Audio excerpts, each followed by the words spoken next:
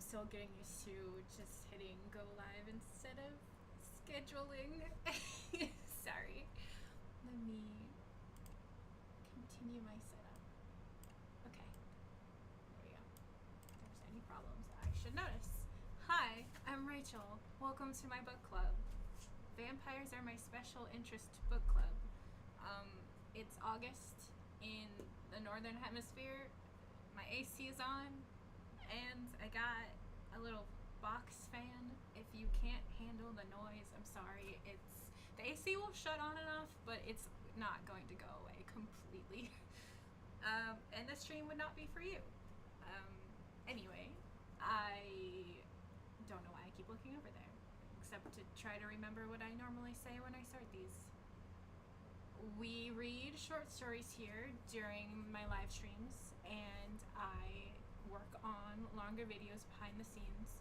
I'm working on a video about Vicky Nelson, the Vicky Nelson series by Tanya Huff, and having fun with that, trying something new with it. It's taking a while though. But here today, we're not talking about that. We are here to read the short stories from this book in particular, Dracula's Brood. Vampire Classics by Sir Arthur Conan Doyle, M.R. James, and others. Selected and introduced by Richard Dalby, and it was published in like 85 maybe. You could probably find it on Goodreads. Hopefully this 1987. Hopefully this reading tonight, the first one we did last week was one story and it lasted the entire 2-hour stream. I go for a 2-hour stream. Hopefully these next ones aren't going to be as long. We're gonna see, aren't we? Oh, that's why I was trying to remind myself. Okay, it is also raining, and there's been some sounds of thunder. I like the moody atmosphere.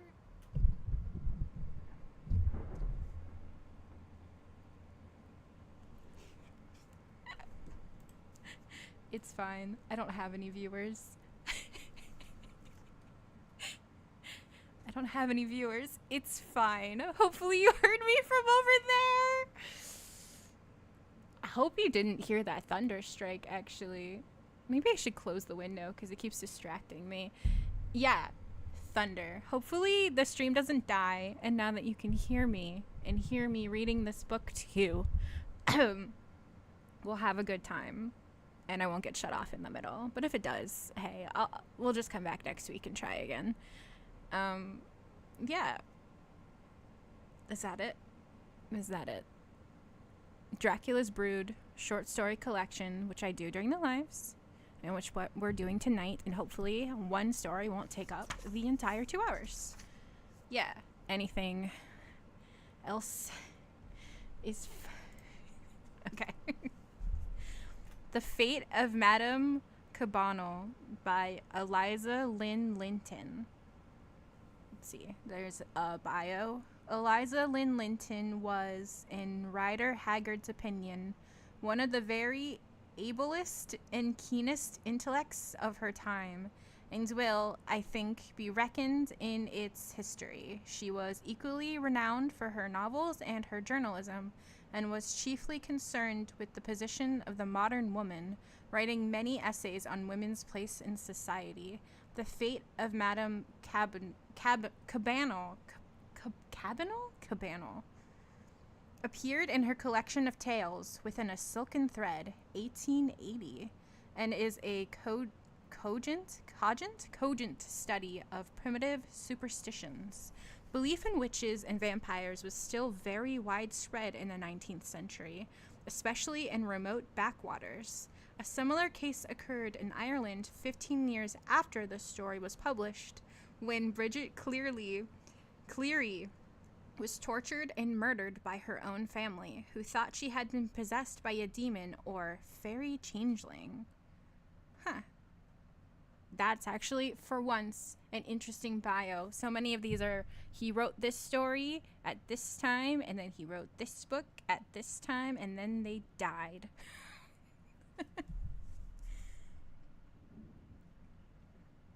Ooh. I'm getting nervous. Hopefully there's not a power outage. It is a fun, moody atmosphere. Okay. Concentrate. Right. I also am going to make myself small. Oh, there we go. Look at the pretty trees. Think about vampires.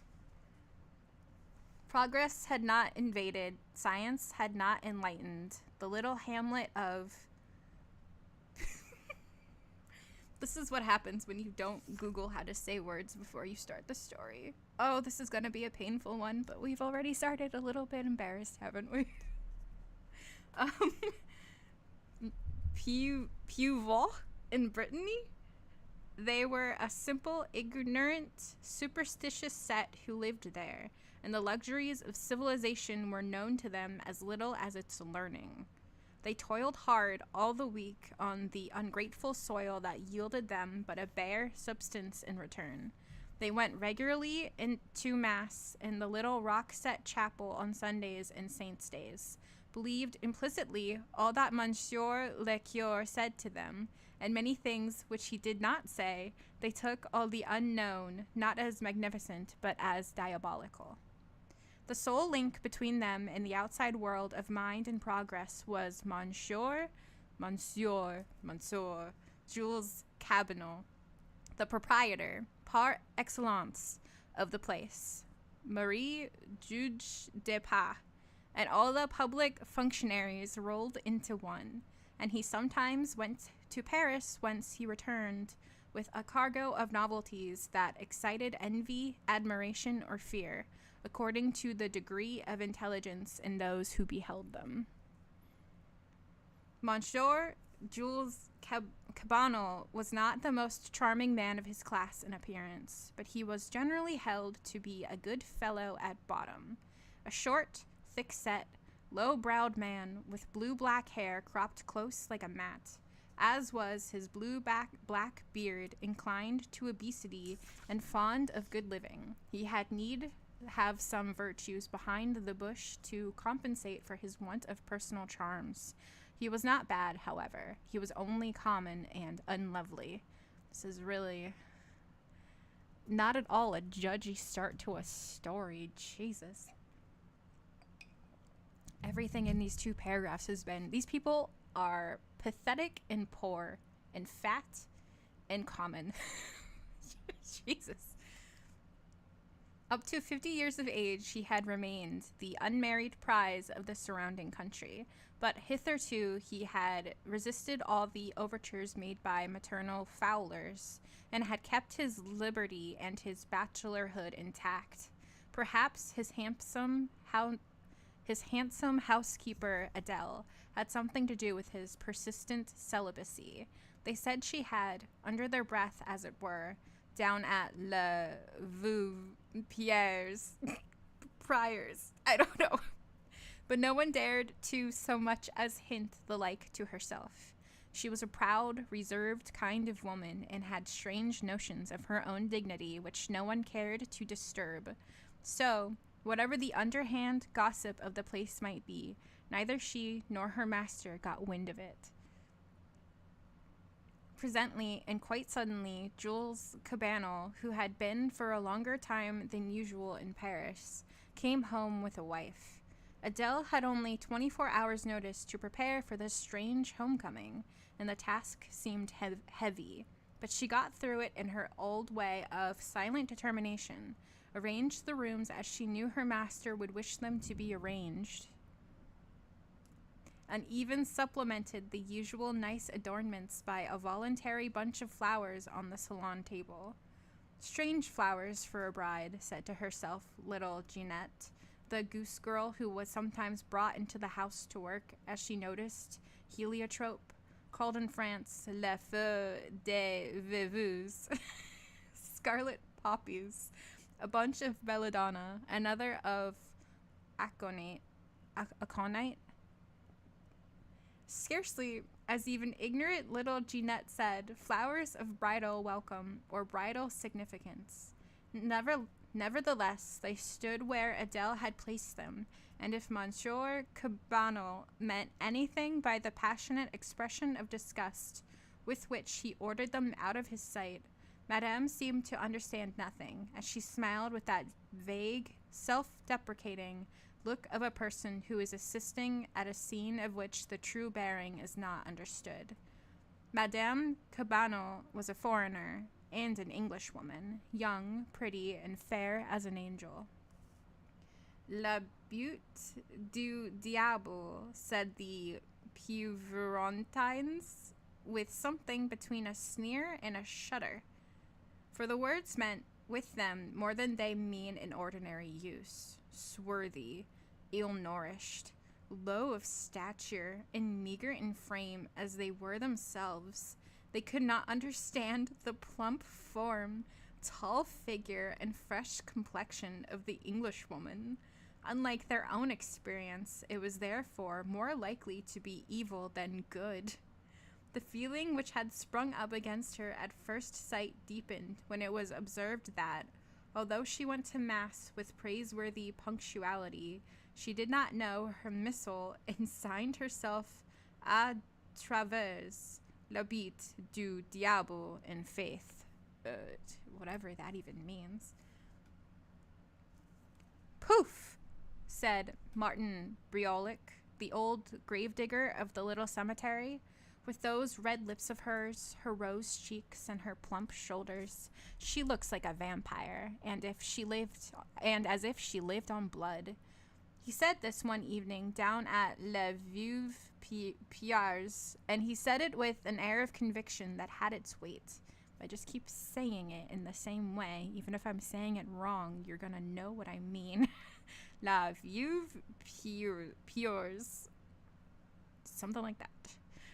For Martin Briolic was reputed the wisest man of the district, not even excepting Monsieur le Curé, who was wise in his own way, which was not Martin's, nor Monsieur Cabanel, who was wise in his, which was neither Martin's nor the cure's. He knew all about the weather and the stars, the wild herbs that grew on the plains, and the wild shy beasts that eat them. And he had the power of divination and could find where the hidden springs of water lay far down in the earth when he held the baguette in his hand. He knew, too, where treasures could be had on Christmas Eve, if only you were quick and brave enough to enter the cleft in the rock at the right moment and come out again before too late. And he had seen with his own eyes the white ladies dancing in the moonlight, the little imps, the infants, playing their prankish gambols by the pit at the edge of the wood. I'm a little concerned I accidentally said a slur in there. And he had a shrewd suspicion as to who, among those black-hearted men of La Criche en Bois, the rival hamlet, was a loup-garou, if there was one on the face of the earth, and no one had doubted that. He had other powers of a yet more mystic kind, so that Martin Briolic's bad word went for something if, with theological injustice of ill nature, his good went for nothing. Fanny Campbell, or as she was now Madame Cabanel, would have excited no special attention in England, and indeed anywhere but at such a dead-alive, ignorant, and consequently gossiping place as Pieuvrat. She had no romantic secret as her background, and what history she had was commonplace enough, if sorrowful too in its own way. She was simply an orphan and a governess, very young and very poor, whose employers had quarreled with her and left her stranded in Paris, alone and almost moneyless, and who had married Monsieur Jules Cabanel as the best thing she could do for herself. Loving no one else, she was not difficult to be won by the first man who showed her kindness in her hour of trouble and destitution, and she accepted her middle-aged suitor, who was fitter to be her father than her husband, with a clear conscience and a determination to do her duty cheerfully and faithfully. all without considering herself as a martyr or an interesting victim sacrificed to the cruelty of circumstances. She did not know, however, of the handsome housekeeper. Okay, no, that's a typo in the text.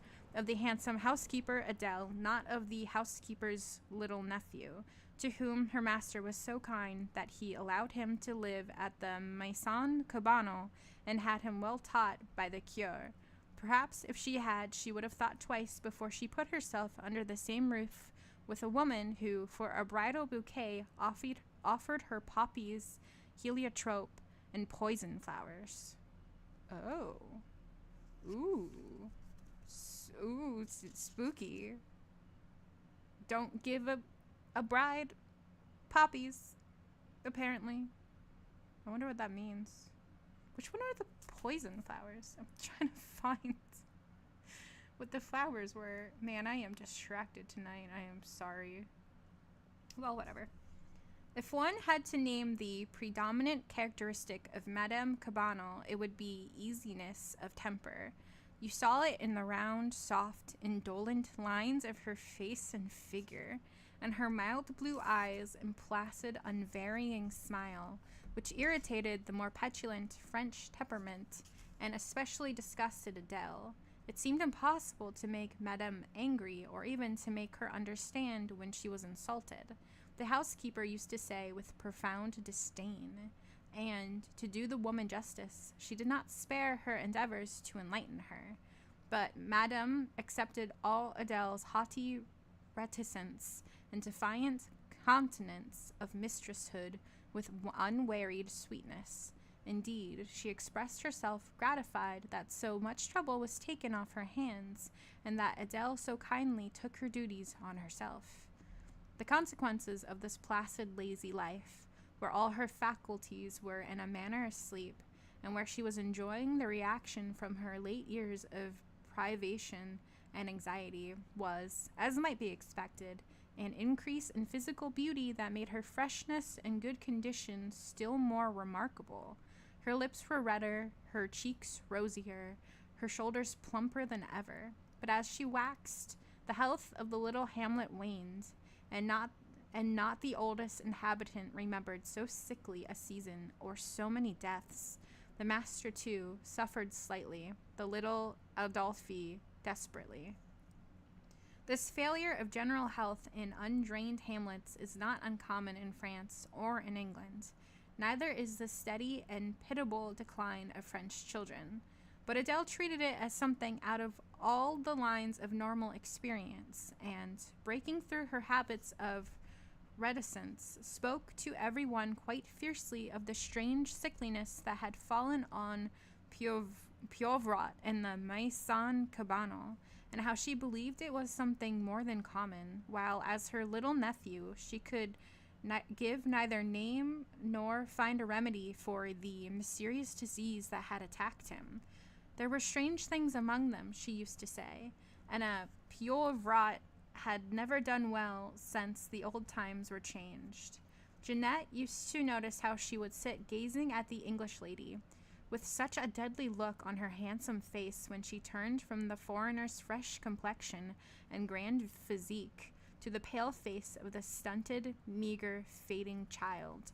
It was a look, she said, afterwards, that used to make her flesh get like ice and creep like worms. One night, Adele, as if she could bear it no longer, dashed down to where old Martin Briolic lived to ask him to tell her how it had all come about and the remedy. "Hold, ma'am Adele," said Martin as he shuffled his greasy tarot cards and laid them out in triplets on the table. "There is more in this than one sees. One sees only a poor little child become suddenly sick. That may be. Is it not so? And no harm done by man? God sends sickness to us all, and makes my trade profitable to me. But the little Adolphe has not been touched by the good God. I see the will of a wicked woman in this. Hein." Here he shuffled the cards and laid them out with a kind of eager distraction of manner, his withered hands trembling and his mouth uttering words that Adele could not catch. "Saint Joseph and all the saints protect us," he cried. "The The foreigner, the Englishwoman, she whom they call Madame Cabanel, no rightful madam she is. Ah, misery! Speak, Father Martin. What do you mean? Cried Adele, grasping his arm. Her black eyes were wild, her arched nostrils dilated, her lips, thin, sinuous, flexible, were pressed tight over her small, square teeth. Tell me in plain words what you would say. Brocula. French. Broculaku. Broculac, said Martin in a low voice. It is what I believed, cried Adele. It is what I knew. Ah, my Adelphi, woe on the day when the master brought that fair-skinned devil home. Those red lips don't come by nothing, ma'am Adele, cried Martin, nodding his head. Look at them. They glisten with blood. I said so from the beginning, and the cards, they said so too. I drew blood, and a bad fair woman on the evening when the master brought her home, and I said to myself, ha ha, Martin, you are on the track, my boy, on the track. Martin, and Ma'am Adele, I have never left it. Broculac, that's what the cards say, Ma'am Adele. Vampire, watch and see, and you'll find that the cards have spoken true. How does a tarot card say blood? Like pain, troubles ahead, take care of yourself now because things could get worse in the future maybe. But like specifically blood?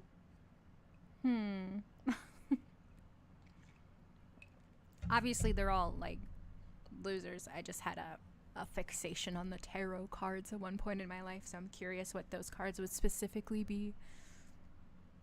And when we have found Martin, said Adele in a hoarse whisper. The old man shuffled his cards again. When we have found, Ma'am Adele, he said slowly. You know the old pit out there by the forest, the old pit where the lutins run in and out, and where the white ladies wring the necks of those who come upon them in the moonlight? Perhaps the white ladies will do as much for the English wife of Monsieur Cabanel, who knows? They may, said Adele gloomily. Courage, brave woman, said Martin, they will. The only really pretty place about Pieuvrat was the cemetery. To be sure, there was the dark, gloomy forest, which was grand in its own mysterious way, and there was the broad, wide plain where you might wander for a long summer's day and not come to the end of it. But these were scarcely places where a young woman would care to go by herself, and for the rest, the miserable little patches of cultivated ground, which the peasants had snatched from the surrounding waste and where they had raised poor crops, were not very lovely. So Madame Cabanel, who, for all the soft indolence that had invaded her, had the Englishwoman's inborn love for walking and fresh air, haunted the pretty little graveyard a good deal.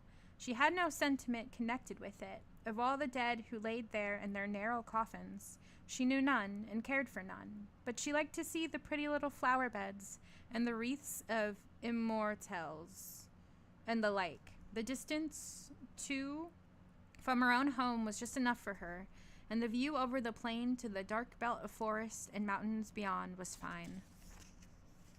Would it shock you to know that I feel the same way about every single cemetery I come across? I don't know anybody in there. I don't particularly care for any of them, but I like being here. I like looking at dead people. Okay. Continuing on like I didn't say that. Like I didn't say that. This is going to be a problem. I left my water across the room. Whatever. The Pieuvrontines did not understand this. It was inexplicable to them that anyone, not out of her mind, should go continually to the cemetery, not on the Day of the Dead, and not to adorn the grave of one she loved, only to sit there and wander among the tombs, looking out onto the plain and the mountains beyond when she was tired. It was just like the speaker, one Lusuf, had gone had got so far as this when he stopped for a word. He said this down at La Veuve Pieuse, where the hamlet collected nightly to discuss the day's small doings, and where the main theme, ever since she had come among them 3 months ago now, had been Madame Cabanel and her foreign ways, and her wicked ignorance of her mass book, and her wrongdoings of a mysterious kind generally, interspersed with jesting queries, banded from one to the other, of how Madame Adele liked it, and what would become of La Petite Aldolphe when the rightful heir appeared, some adding that monster was a brave man to shut up 2 wild cats under the same roof together, and what would become of it in the end. Mischief was a surety. Mischief of a shorty. Wander about the tombs just like what? John Lesouf, said Martin Briolic. Rising, he added in a low but distinct voice, every word falling clear and clean. I will tell you like what? Lesouf? Like a vampire. La femme Cabanel has red lips and red cheeks, and Ma'am Adele's little nephew is perishing before your eyes. La femme Cabanel has red lips and red cheeks, and she sits for hours among the tombs.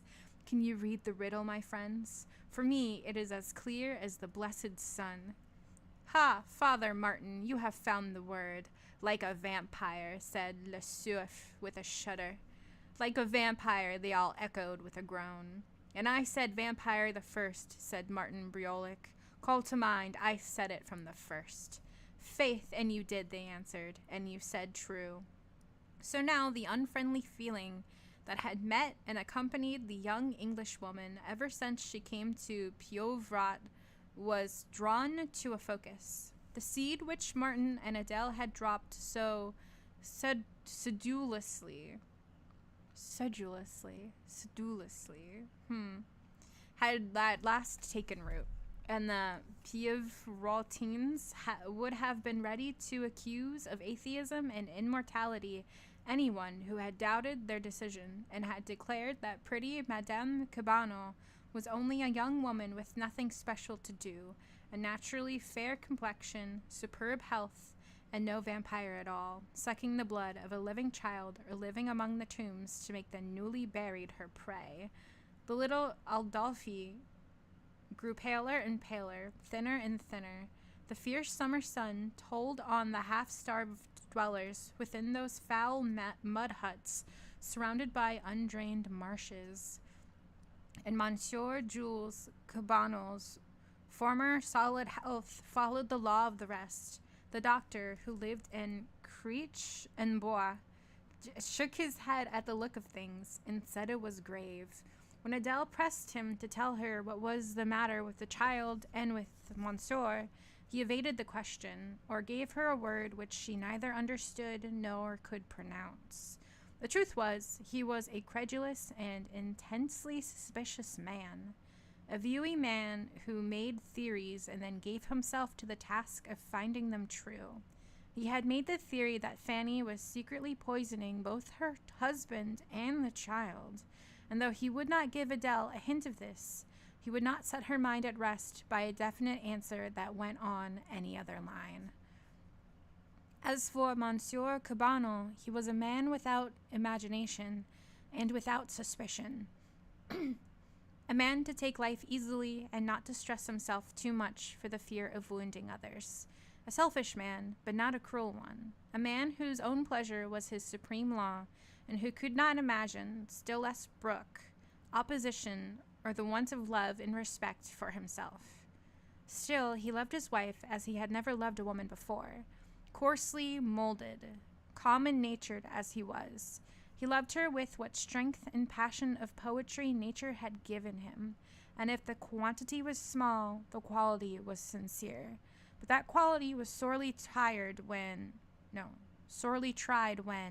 now Adele, now the doctor, hinted mysteriously, the one at diabolical influences, the other at underhand proceedings of which it behooved him to be careful, especially careful what he eat and drank, and how it was prepared, and by whom. Adele adding hints about the perfidiousness of Englishwomen, and the share which the devil had in fair hair and brilliant complexions. Love his young wife as he might, this constant dropping of poison was not without some effect. It told much for his steadfastness and loyalty that it should have had only so small effect. One evening, however, when Adele, in an agony, was kneeling at his feet, Madame had gone out for her usual walk, crying, "Why did you leave me for such as she is, I who loved you, who was faithful to you, and she who walks among graves, who sucks your blood in your child's, she who was only the devil's beauty for her portion, and who loves you not?" Something seemed suddenly to touch him with electric force. "Miserable fool that I was," he said, resting his head on Adele's shoulders and weeping. Her heart leapt with joy. Was her reign to be renewed? Was her rival to be dispossessed? From that evening, Monsieur Cabanel's manner changed to his young wife, but she was too easy-tempered and unsuspicious to notice anything, or if she did, there was too little depth in her own love for him. It was so much a matter of untroubled friendliness only, that she did not fret, but accepted the coldness and briskness that had crept into his manner as good-naturedly as she accepted all things. It would have been wiser if she had cried and made a scene and come to an open fracas with Monsieur Cabanel. They would have understood each other better, and Frenchmen like the excitement of a quarrel and a reconciliation. Naturally kind-hearted, Madame Cabanel went much about the village, offering her help of various kinds to the sick, but no one among them all, not the very poorest, indeed, the very poorest the least, received her civilly or accepted her aid. If she attempted to touch one of the dying children, the mother, shuddering, withdrew it hastily to her own arms. If she spoke to the adult sick, the wan eyes would look at her with a strange horror, and a feeble voice would mutter words in a patois she could not understand, but always the same word, brocolac. How these people hate the English, she used to think as she turned away, perhaps just a little depressed, but too phlegmatic to let herself be uncomfortable or troubled deeply.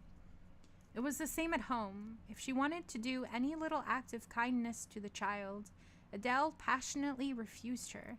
Once she snatched him rudely from her arms, saying as she did so, "Infamous brocolac," before my very eyes. And once, when Fanny was troubled about her husband and proposed to make him a cup of beef tea à la Anglaise, the doctor looked at her as if he would have looked through her, and Adele upset the saucepan, saying insolently, but yet hot tears were in her eyes, "Is it not fast enough for you, Madame? Not faster unless you kill me first." Good Lord. Like, at this point, just divorce her. I don't know how the French felt about divorce in the 18 whatever the hex, though. A poor lady, just like, I don't know, take her out of town for a while or something. To all of which Fanny replied nothing, thinking only that the doctor was very rude to stare so fixedly at her, and that Adele was horribly cross, and what an ill-tempered creature she was, and how unlike an English housekeeper. But Monsieur Cabanel, when he was told of the little scene, called Fanny to him and said in a more caressing voice than he had used to her of late, "Thou wouldst not hurt me, little wife. It was love and kindness, not wrong, that thou wouldst do." "Wrong? What wrong could I do?" answered Fanny, opening her blue eyes wide. "What wrong should I do to my best and only friend?" "Am I thy friend, thy lover, thy husband? Thou lovest me, dear?" said Monsieur Cabanel. "Dear Jules, who is so dear? Who so near?" she said, kissing him, while he said fervently, "God bless thee." The next day, Monsieur Cabanel was called away on urgent business. He might be absent for 2 days, he said, but he would try to lessen the time. and the young wife was left alone in the midst of her enemies, without even such slight guard as his presence might prove. Adele was out. It was a dark, hot summer's night, and the little Adolphe had been more feverish and restless than usual all the day. Towards evening he grew worse, and though Jeanette, the goose girl, had strict commands not to follow Madame to touch him, she grew frightened at the condition of the boy, and when Madame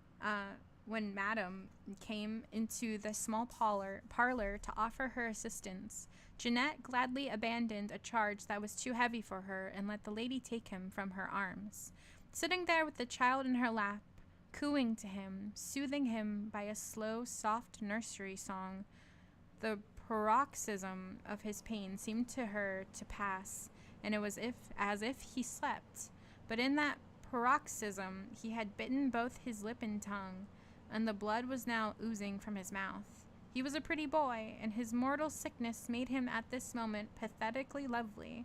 Fanny bent her head and kissed the pale, still face, and the blood that was on his lips was transferred to hers. While she still bent over him,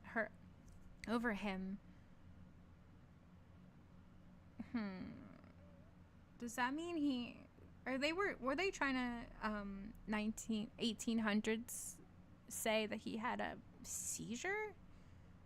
Like, why else would he have bit his mouth so badly he's bleeding? More feverish and restless than usual. Then he got worse. Whatever. He probably had a little seizure or something. Damn, that poor kid.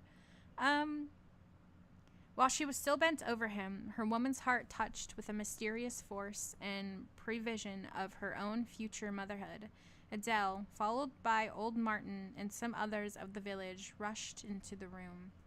"Behold her," she cried, seizing Fanny by the arm and forcing her face upwards by the chin.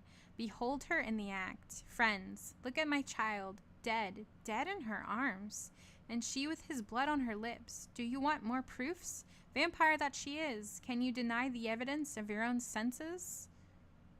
Oof. "No, no," roared the crowd hoarsely. "She is a vampire, a creature cursed by God and the enemy of man. Away with her to the pit. She must die as she has made others die." Did he actually die? It's freaking, man, hard to tell. Just, I'm so glad we say things more plainly these days. "Die as she has made my boy to die," said Adele, and more than one who had lost a relative or a child during the epidemic echoed her words. "Die as she has made mine to die." "What is the meaning of all this?" said Madame Cabanel, rising and facing the crowd with the true courage of an Englishwoman. "What harm have I done to any of you that you should come about me in the absence of my husband with these angry looks and insolent words?" "What harm hast thou done?" cried old Martin, coming close to her. "Sorceress as thou art, thou hast bewitched our good master, and vampire as thou art, thou nourishest thyself on our blood. Have we not proof of that at this very moment? Look at thy mouth, cursed baroculac, and here lies thy victim, who accuses thee in his death." Fanny laughed scornfully. "I cannot consent to answer such folly," she said, lifting her head. "Are you men or children?" "We are men, madam," said Legros the miller, "and being men, we must protect our weak ones. We have all had our doubts, and who more cause than I, with 3 little ones taken to heaven before their time, and now we are convinced.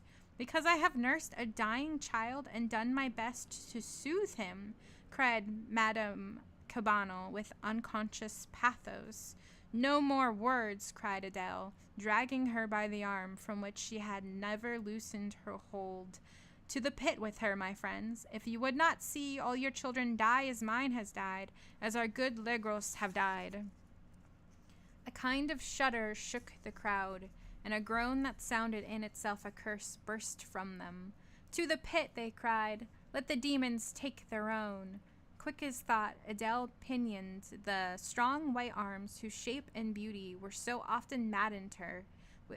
had so often maddened her with jealous pain. And before the poor girl could utter more than one cry, Legros had placed his brawny hand over her mouth. Though this destruction of a monster was not the murder of a human being in his mind, or in the mind of any there, still they did not care to have their nerves disturbed by cries that sounded so human as Madame Cabanel's. Silent then, and gloomy, that dreadful cortege took its way to the forest, carrying its living load, gagged and helpless as if it had been a corpse among them. Save with Adele and old Martin, it was not so much personal animosity as the instinctive self-defense of fear that animated them. They were executioners, not enemies, and the executioners of a more righteous law than that allowed by the natural code. But one by one they all dropped off, till their numbers were reduced to 6, of whom Legros was one, and Le Suif, who had lost his only sister, was also one.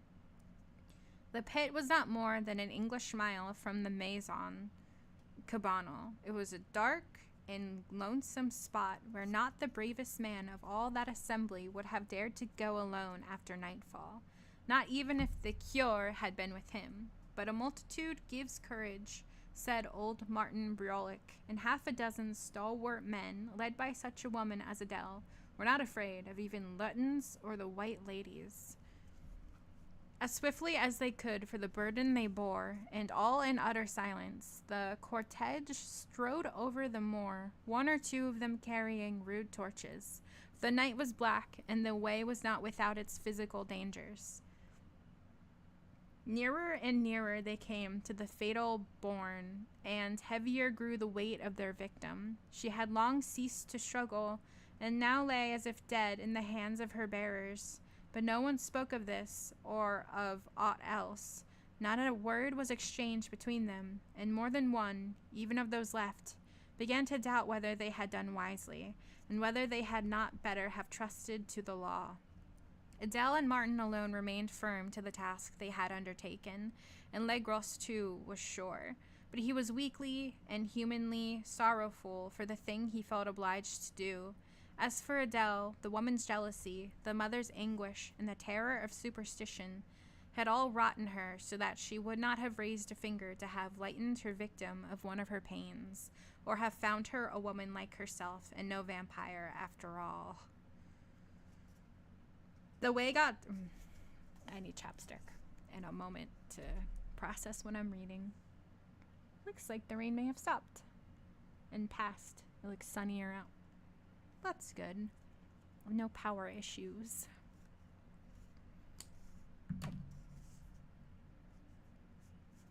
The way got darker, the distance between them and their place of execution shorter, and at last they reached the border of the pit where this fearful monster, this vampire, poor, innocent Fanny Cabanel, was to be thrown.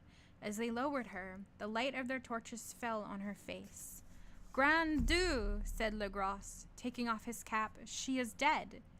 "A vampire cannot die," said Adele. "It is only an appearance. Ask Father Martin."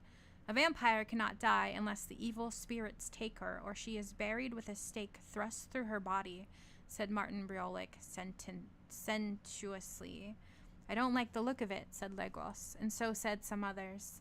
They had taken the bandage from the mouth of the poor girl, and as she lay in the flickering light, her blue eyes half open, and her pale face white with the whiteness of death, a little return of human feeling among them shook them as if the wind had passed over them. Suddenly they heard the sound of horses' hoofs thundering across the plain. They counted 2, 4, 6, and there were now only 4 unarmed men, with Martin and Adele to make up the number.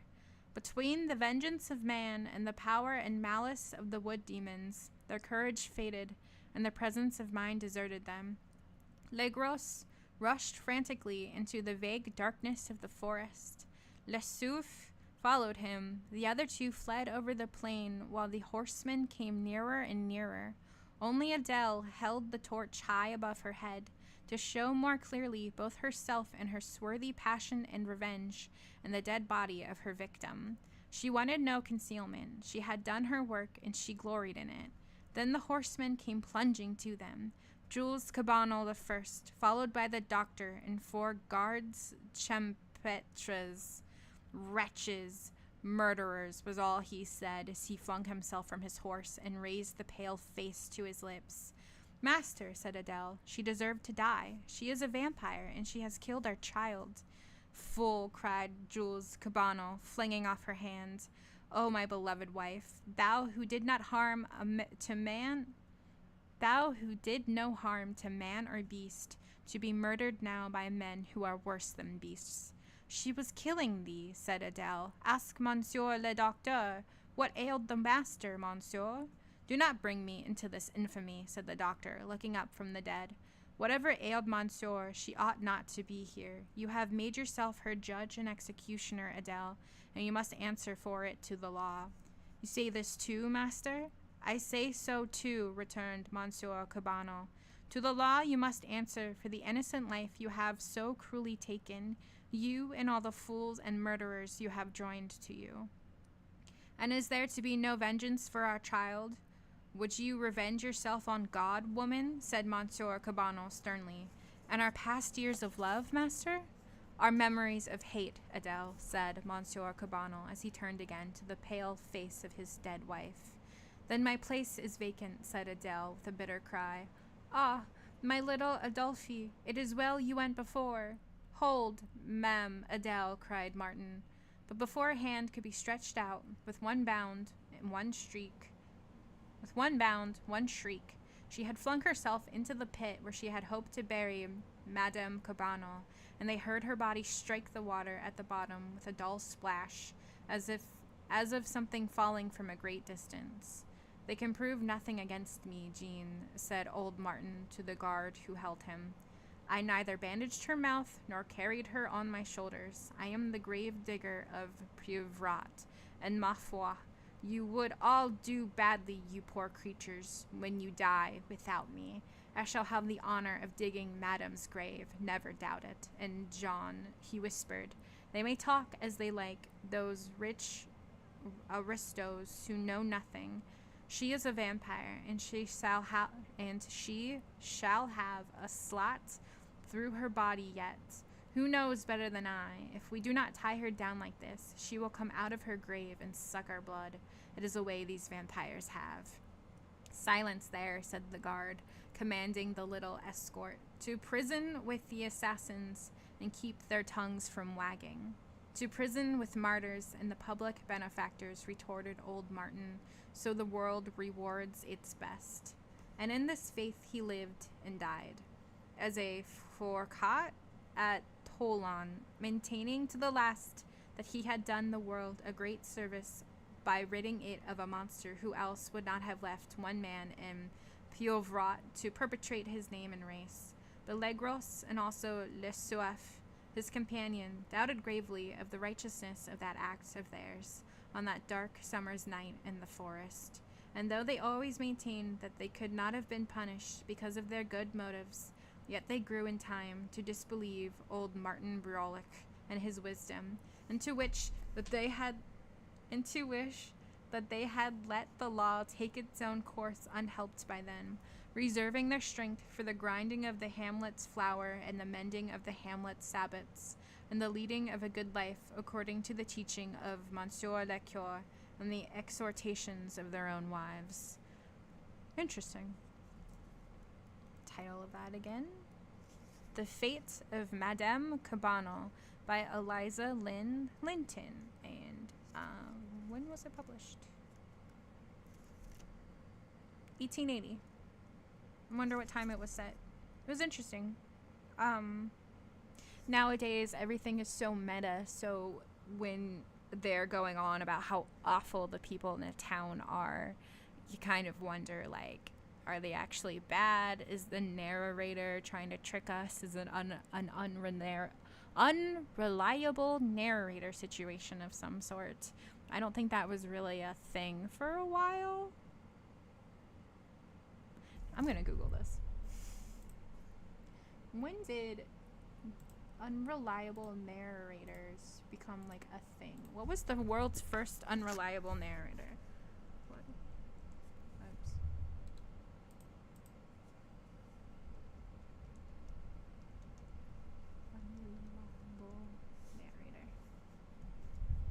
Google says,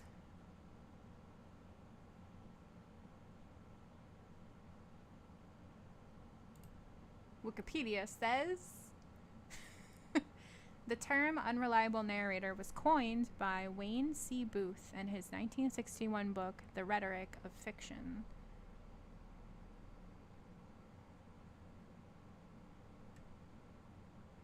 The clown, the bad man, the knave describes.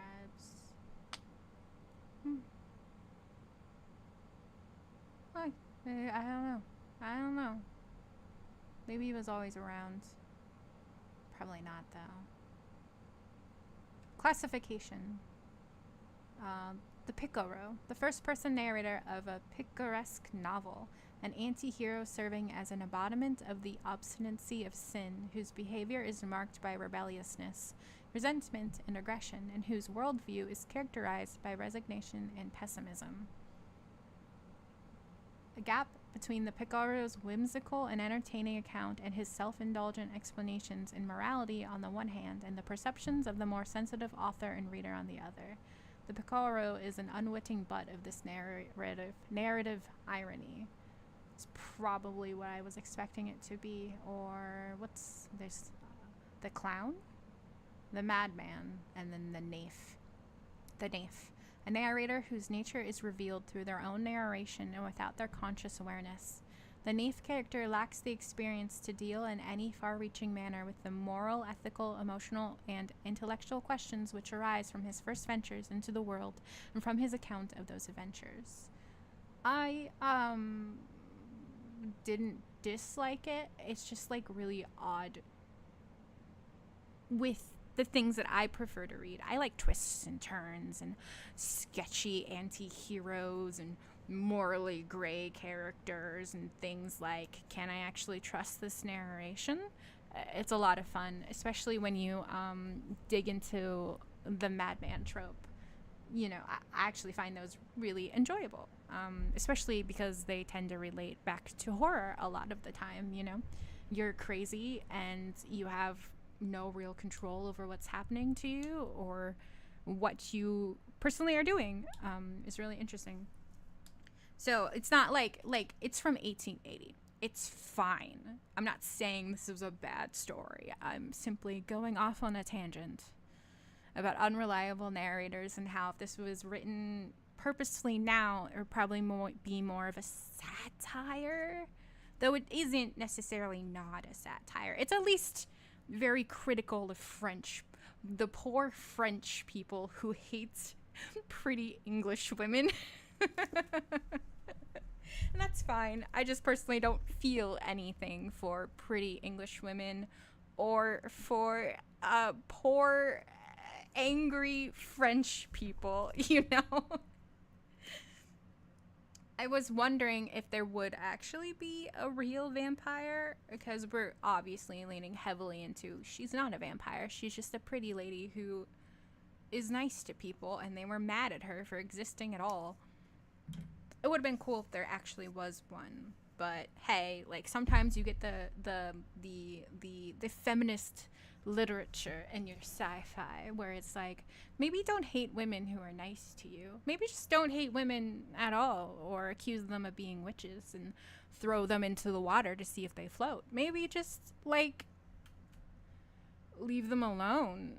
Or possibly if you're married to a woman who you know is being hated on, take your pretty little wife and go on a walk in another country for a year, and then maybe come back home and see if they still like her there. I don't know.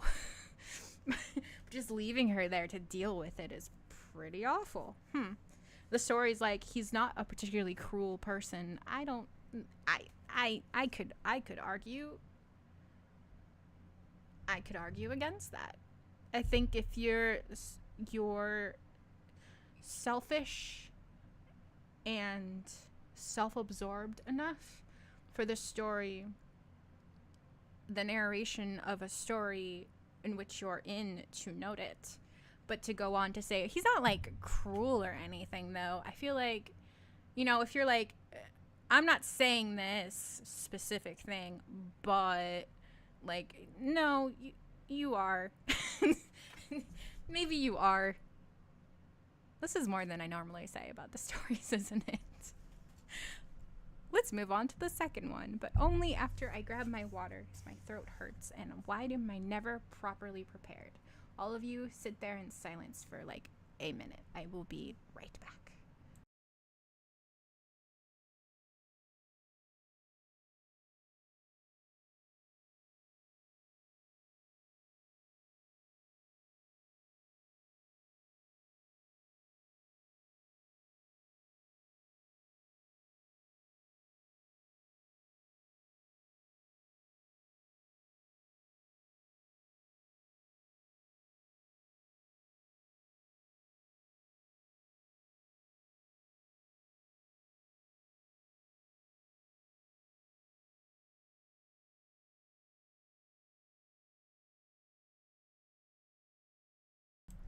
Unmute first. Okay. The Man-Eating Tree by Phil Robinson is our next story. Philip Stuart Robinson, 1847 to 1902. A leading naturalist and author born at Chunar, India, has always signed his works as Phil Robinson. He was a pioneer of Anglo-Indian literature, and his many books include In My Indian Garden, Tigers at Large, The Valley of Teetotum Trees, etc. Several of his stories contained vampiric elements, including The Man-Eating Tree, Medusa, and The Last of the Vampires, Contemporary Review, 1982. The Man-Eating Tree first appeared in his collection under the Punkah in 1881. It is one of the earliest takes in the subgenre dealing with bloodthirsty plants and vegetation, of which later examples include Fred M. White's The Purple Terror and E. Nesbitt's The Pavilion. Just remembered I dropped the thingy down here. Thingy helping me pay attention to where I am. I don't understand why. No, I mean, I do.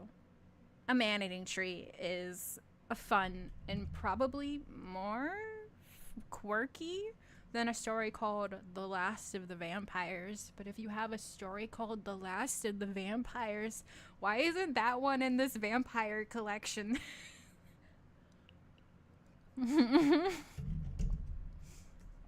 Noted.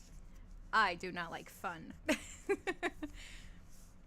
Before committing this paper to the ridicule of the great mediocre, for many, I fear, will be inclined to regard this story as incredible, I would not venture on the expression of an opinion regarding credulity, which I do not remember to have met before.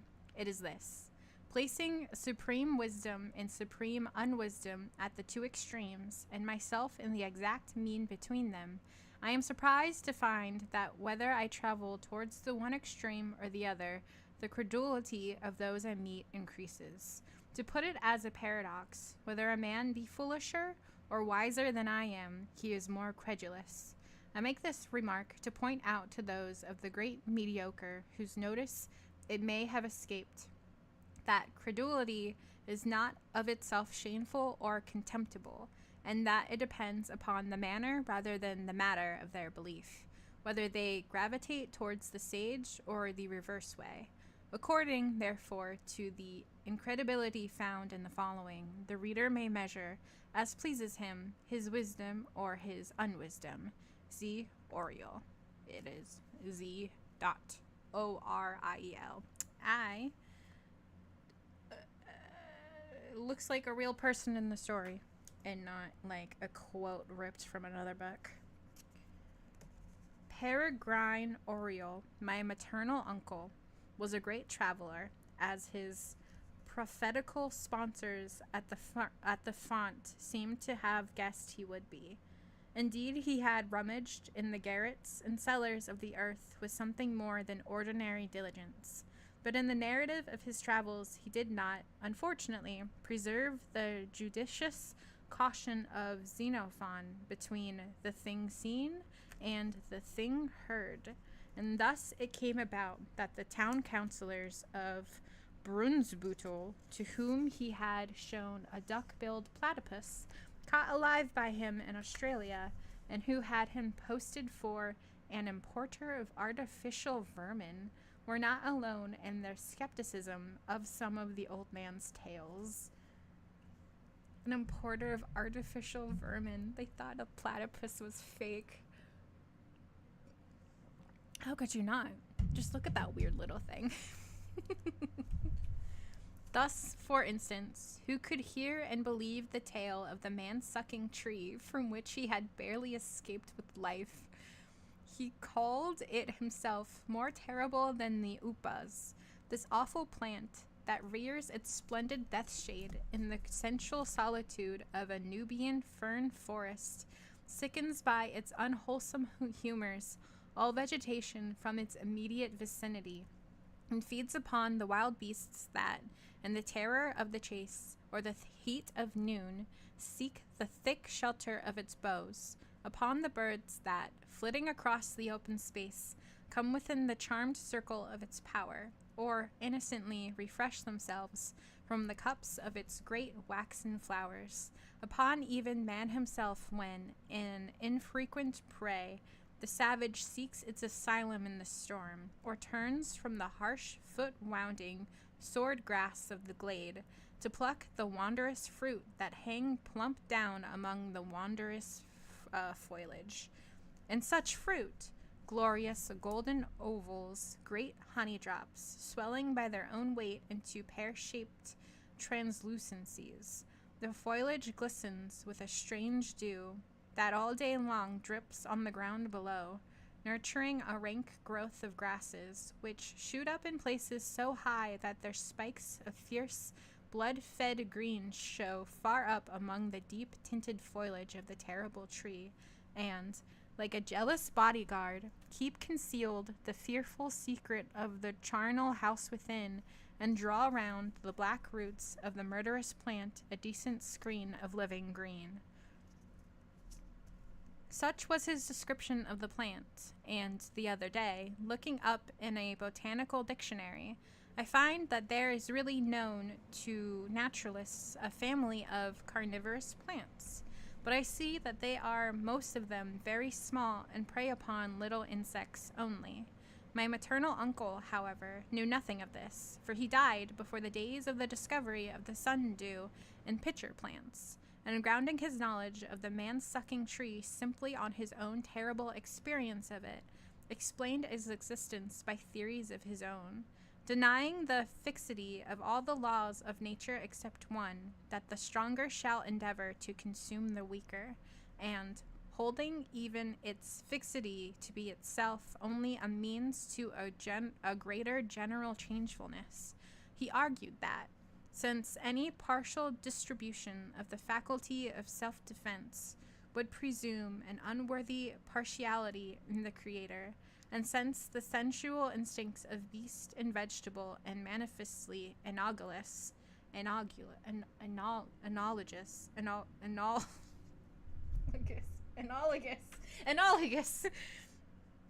the world must be as percipient as sentient throughout. Carrying on his theory, for it was something more than hypothesis with him, a stage or two further, he arrived at the belief that, given the necessity of any imminent danger or urgent self-interest, every animal or vegetable could eventually revolutionize its nature, the wolf feeding on grass or nesting in trees, and the violent arming herself with thorns or entrapping insects. Oh, violet, not violent. The violet killing insects. Sure. But it's gonna take, like, thousands, a millennia. You know, we go on about, like, human beings specifically, changing over time, adapting. I know there's a word that I'm looking for, but like it takes a really long time. How, he would ask, can we claim from man the consequence of perceptions to sensations, and yet deny to beasts that hear, see, feel, smell, and taste, a percipient principle coexist.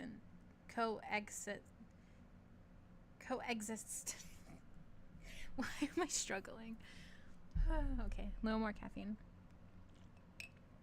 This stuff is nasty, by the way. Okay. And if in the whole range... No. Damn it. We're doing the sentence over. Okay, it's a long one.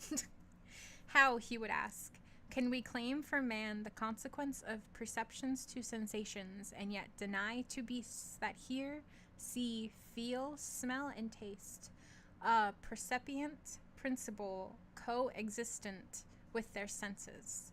Percipient. And if in the whole range of the animate world there is the gift of self-defense against extirpation and offense against weakness, why is the inanimate world holding as fierce a struggle for existence as the other, to be left defenseless and unarmed? And I deny that it is. The Brazilian epiphyte strangles the tree and sucks out its juices.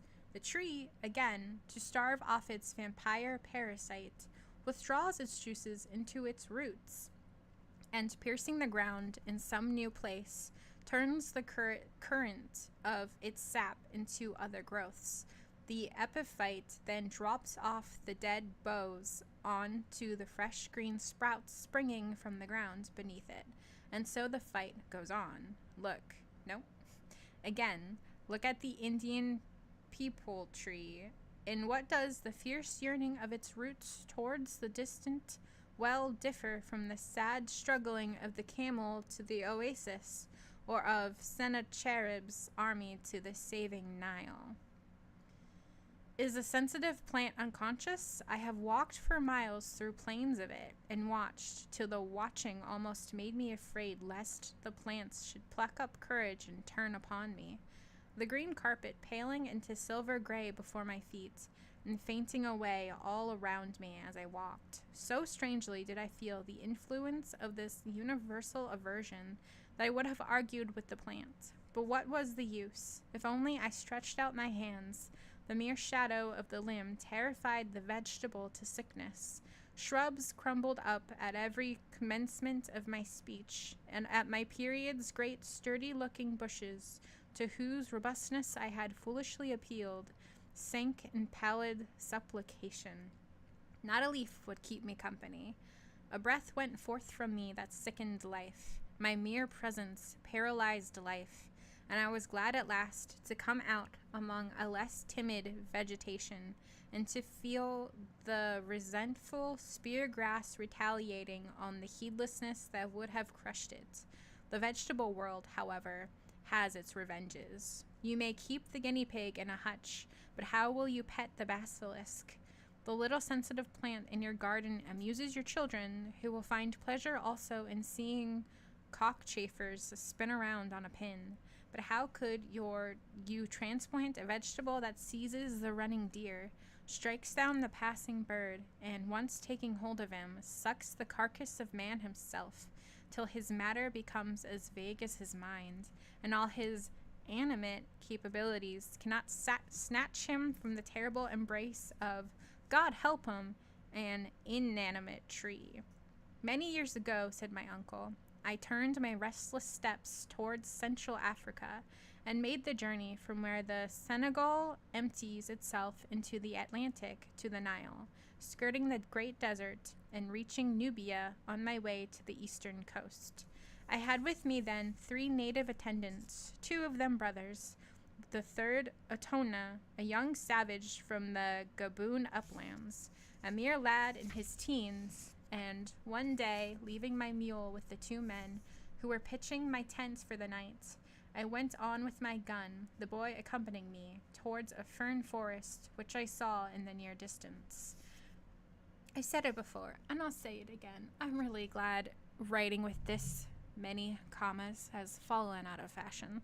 And if you manage to write with this many commas, you're either someone writing fan fiction or mocked heavily. Don't make fun of people like that, but, you know. Add a semicolon. Add a period. You can do it. I believe in you. As I approached it, I found the forest was cut into two by a wide glade, and seeing a small herd from the common antelope, an excellent beast in the pot, browsing their way along the shaded side, I crept after them. Though ignorant of their real danger, the herd was suspicious, and slowly trotting along before me, enticed me for a mile or more along the verge of the fern growths.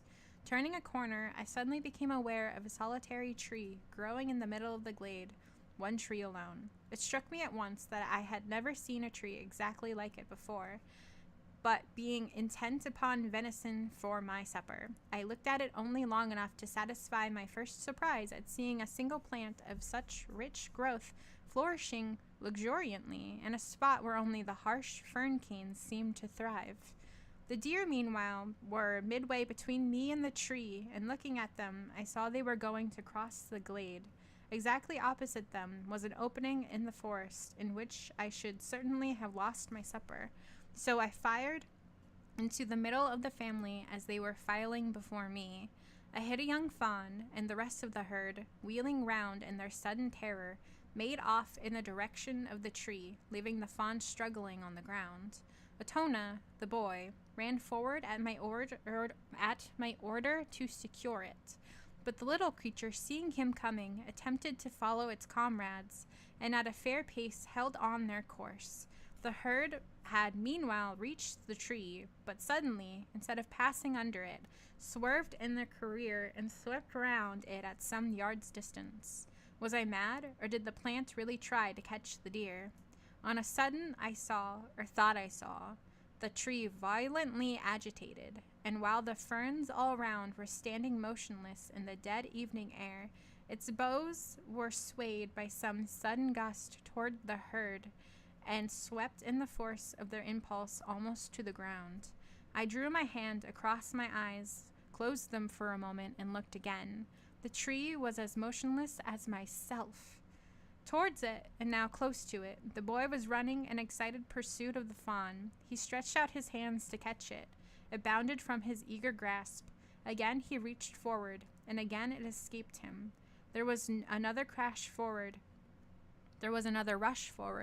and the next instant boy and deer were beneath the tree. And now there was no mistaking what I saw. The tree was convulsed with motion, leaned forward, swept its thick, foliaged boughs to the ground, and enveloped from my sight the pursuer and the pursued. I was within 100 yards, and the cry of Atona from the midst of the tree came to me in all the clearness of its agony. There was then one stifled, strangling scream, and except for the agitation of the leaves where they had closed upon the boy, there was not a sign of life. I called out, "Atona!" No answer came. I tried to call out again, but my utterance was like that of some wild beast smitten at once with sudden terror and its death wound. I stood there, changed from all semblance of a human being. Not all the terrors of earth together could have made me take my eye from the awful plant, or my foot off the ground. I must have stood thus for at least an hour, for the shadows had crept out from the forest half across the glade before that hideous paroxysm of fear left me. Paroxysm. Interesting, we're getting that in 2 stories in a row. My first impulse then was to creep stealthily away lest the trees should perceive me, but my returning reason bade me approach it. The boy might have fallen into the lair of some beast of prey, or perhaps the terrible life in the tree was that of some great serpent among its branches. Preparing to defend myself, I approached the silent tree, the harsh grass crisping beneath my feet with a strange loudness, and the cicadas in the forest shrilling till the air seemed throbbing round me with waves of sound. The terrible truth was soon before me in all its awful novelty.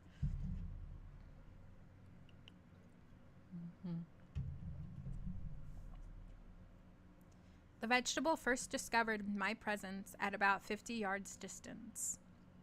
I then became aware of a stealthy motion among the thick-lipped leaves, reminding me of some wild beast slowly gathering itself up from long sleep, a vast coil of snakes in restless motion.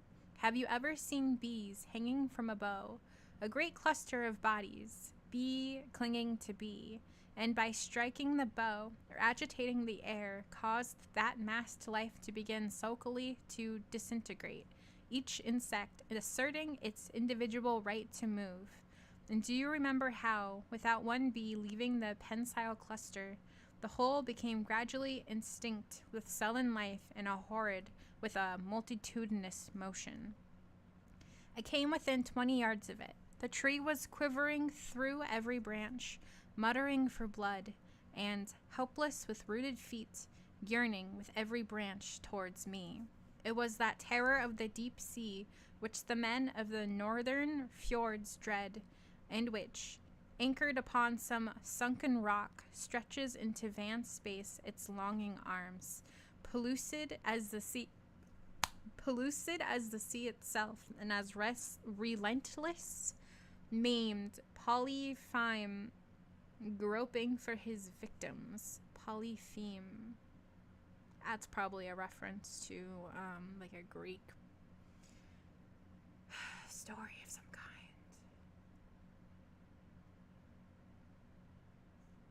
Each separate leaf was agitated and hungry. Like hands they fumbled together, their fleshy palms curling upon themselves and again unfolding, closing on each other and falling apart again. Thick, helpless, fingerless hands, rather lips or tongues than hands, dimpled closely with little cup-like hollows. I approached nearer and nearer, step by step, till I saw that these soft horrors were all of them in motion, opening and closing incessantly. I was now within 10 yards of the farthest reaching bow. Every part of it was hysterical with excitement. The agitation of its members was awful, sickening yet fascinating. In an ecstasy of eagerness for the food so near them, the leaves turned upon each other. Two meeting would suck together face to face with a force that compressed their joint thickness to a half, thinning the two leaves into one, now grappling in a volute like a double shell, writhing like some green worm, and at last faint with the violence of the paroxysm, would slowly separate, falling apart as leeches gorged drop off the limbs. A sticky dew glistened in the dimples, welled over and trickled down the leaf. The sound of it dripping from leaf to leaf made it seem as if the tree was muttering to itself.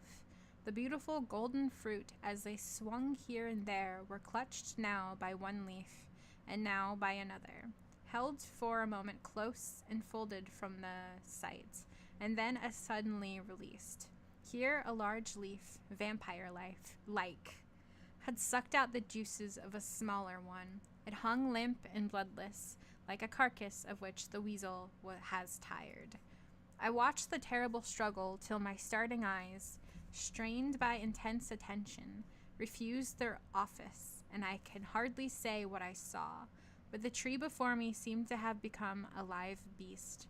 Above me, I felt conscious was a great limb, and each of its 1,000 clammy hands reached downwards towards me, fumbling. It strained, shivered, rocked, and heaved. It flung itself about in despair. The bows, tantalized to madness with the presence of flesh, were tossed to this side and to that, in the agony of a frantic desire. The leaves were wrung together as the hands of one driven to madness by sudden misery. I felt the vile dew spurting from the tense veins fall upon me. My clothes began to give out a strange odor. The ground I stood on glistened with animal juices. Was I bewildered by terror? Had my senses abandoned me in my need? I know not, but the tree seemed to me to be alive. Leaning over towards me, it seemed to be pulling up its roots from the softened ground and to be moving towards me. A mountainous monster with myriad lips, mumbling together for my life, was upon me. Like one who desperately defends himself from imminent death, I made an effort for life and fired my gun at the approaching horror. To my dizzied senses, the sound seemed far off, but the shock of the recoil partially recalled me to myself, and starting back, I reloaded. The shots had torn their way into the soft body of the great thing. The trunk, as it received the wound, shuddered, and the whole tree was struck with a sudden quiver. A fruit fell down, slipping from the leaves, now rigid with swollen veins, as from craven foliage.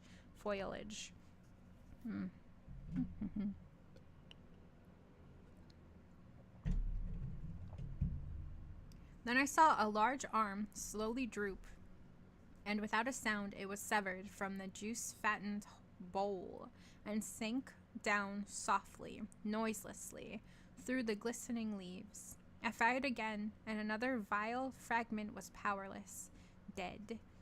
At each discharge, the terrible vegetable yielded a life. Piecemeal, I attacked it, killing here a leaf and there a branch. My fury increased with the slaughter till, when my ammunition was exhausted, the splendid giant was left a wreck, as if some hurricane had torn through it. On the ground lay heaped together the fragments, struggling, rising, and falling, gasping. Over them drooped in dying languor a few stricken bows, while upright in the midst stood, dripping at every joint, the glistening trunk. My continued firing had brought up one of my men on my mule. He dared not, so he told me, come near me, thinking me mad.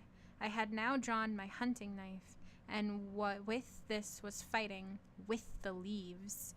Yes, but each leaf was instinct with a horrid life, and more than once I felt my hand entangled for a moment and seized as if by sharp lips.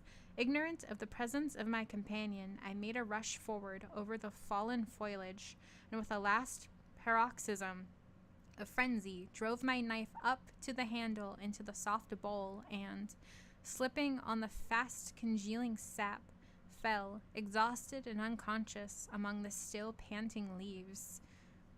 My companions carried me back to the camp, and after vainly searching for Otona, awaited my return to consciousness.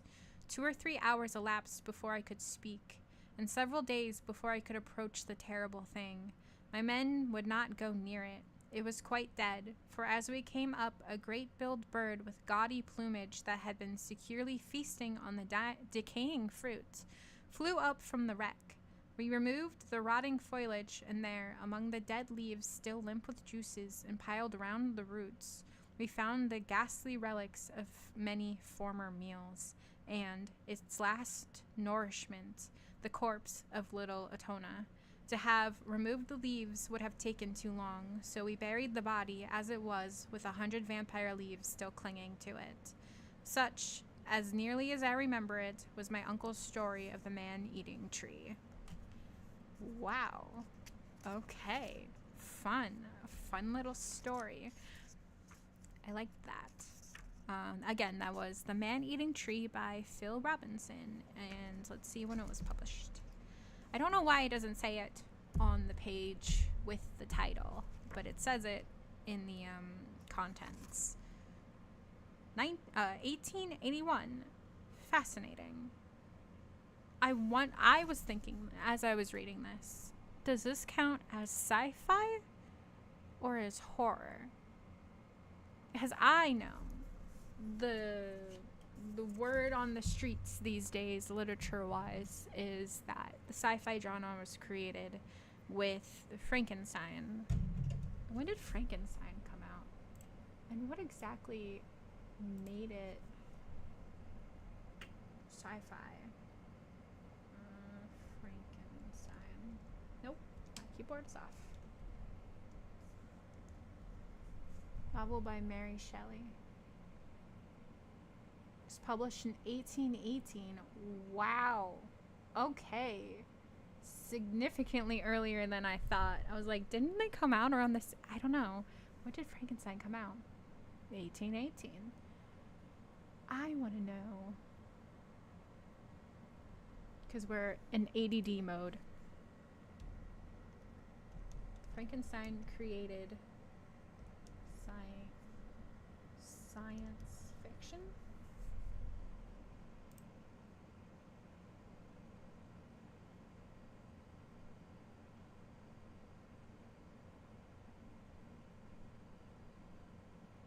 It's a gothic horror story and often referred to as the first science fiction novel, which is just a sentence. I want to know about the history of science fiction.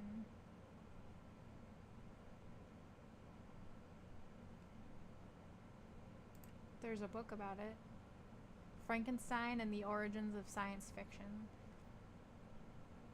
Frankenstein is one of those literary characters whose names have entered common parlance. Blah, blah, blah. The most common view of the story is that it is an account of the way in which monstrosities arise and evolving, blah, blah, blah.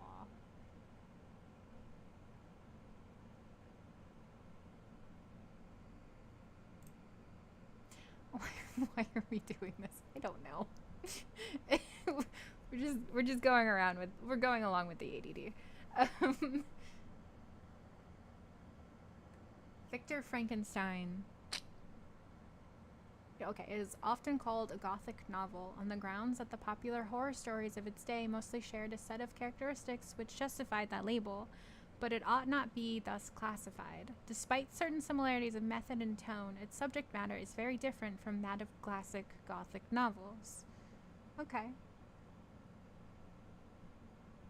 All involve sinister ancient edifices, evil conspiracies, hideous apparitions, invariably interpreted as supernatural, though sometimes ultimately rationalized, the threat of sexual violation, and intimations of incest. The pretense that Frankenstein, which employs none of these motifs, belongs in the Gothic subgenre serves mainly to obscure remarkable originality of its own subject matter, which is broader and more forward-looking. Victor Frankenstein might be regarded as a distant literary cousin of the diabolically inspired or seemingly diabolical villains of the classic Gothic novels, but his personality and his ambitions are very different. Although he takes some early inspiration from occult writings of a kind which the inquisitorially minded might regard as the devil's work, he undertakes a decisive change of direction when he decides that it is modern science, not ancient magic, that will open the portals of wisdom for scholars of his future generations. So it's not supernatural or cult, it's not magic, it's science, modern science. By virtue of this move, Frankenstein began the exploration of imaginative territory into which no previous author had penetrated. Although, you know, I used to have a scene where... Where did I go? I'm both down here and gigantic. Oh no. It's not set up at all. You can't see the page I'm looking at. I'll link it in the description. It is entirely appropriate. By virtue of this move, Frankenstein begins the exploration of imaginative territory into which no previous author had penetrated. For this reason, the novel is more aptly discussed as a pioneering work of science fiction, albeit one that was written at least half a century before its time, and one which does considerable disservice to the image of science as an instrument of human progress. It is entirely appropriate that Brian Aldiss should have worked so hard to establish Frankenstein as the foundation stone of the modern genre of science fiction. The underlying worldview of the novel entitles it to that position. His only significant competitor in terms of content is William something, a short account of remarkable aerial voyage and discovery of a new planet, which is far less plausible and far less influential, remaining untranslated into English until 1989.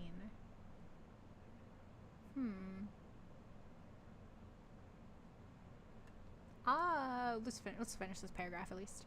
On the other hand, given the nature of the most common interpretations of the text, it is by no means surprising that Isaac Asimov should have felt that the technophilic optimism of his work, which was of course central to the historical development of genre science fiction, was framed in frank opposition to a Frankenstein syndrome. The central myth of Frankenstein seemed to Asimov to be an ideative monster, which must be slain by heroic and sinless robots for the benefit of future generations. I think this story that we just read is science fiction. And you know what literally just occurred to me? Why didn't I just Google the name of the story? It might have a Wikipedia page. The man-eating tree. Phil Robinson.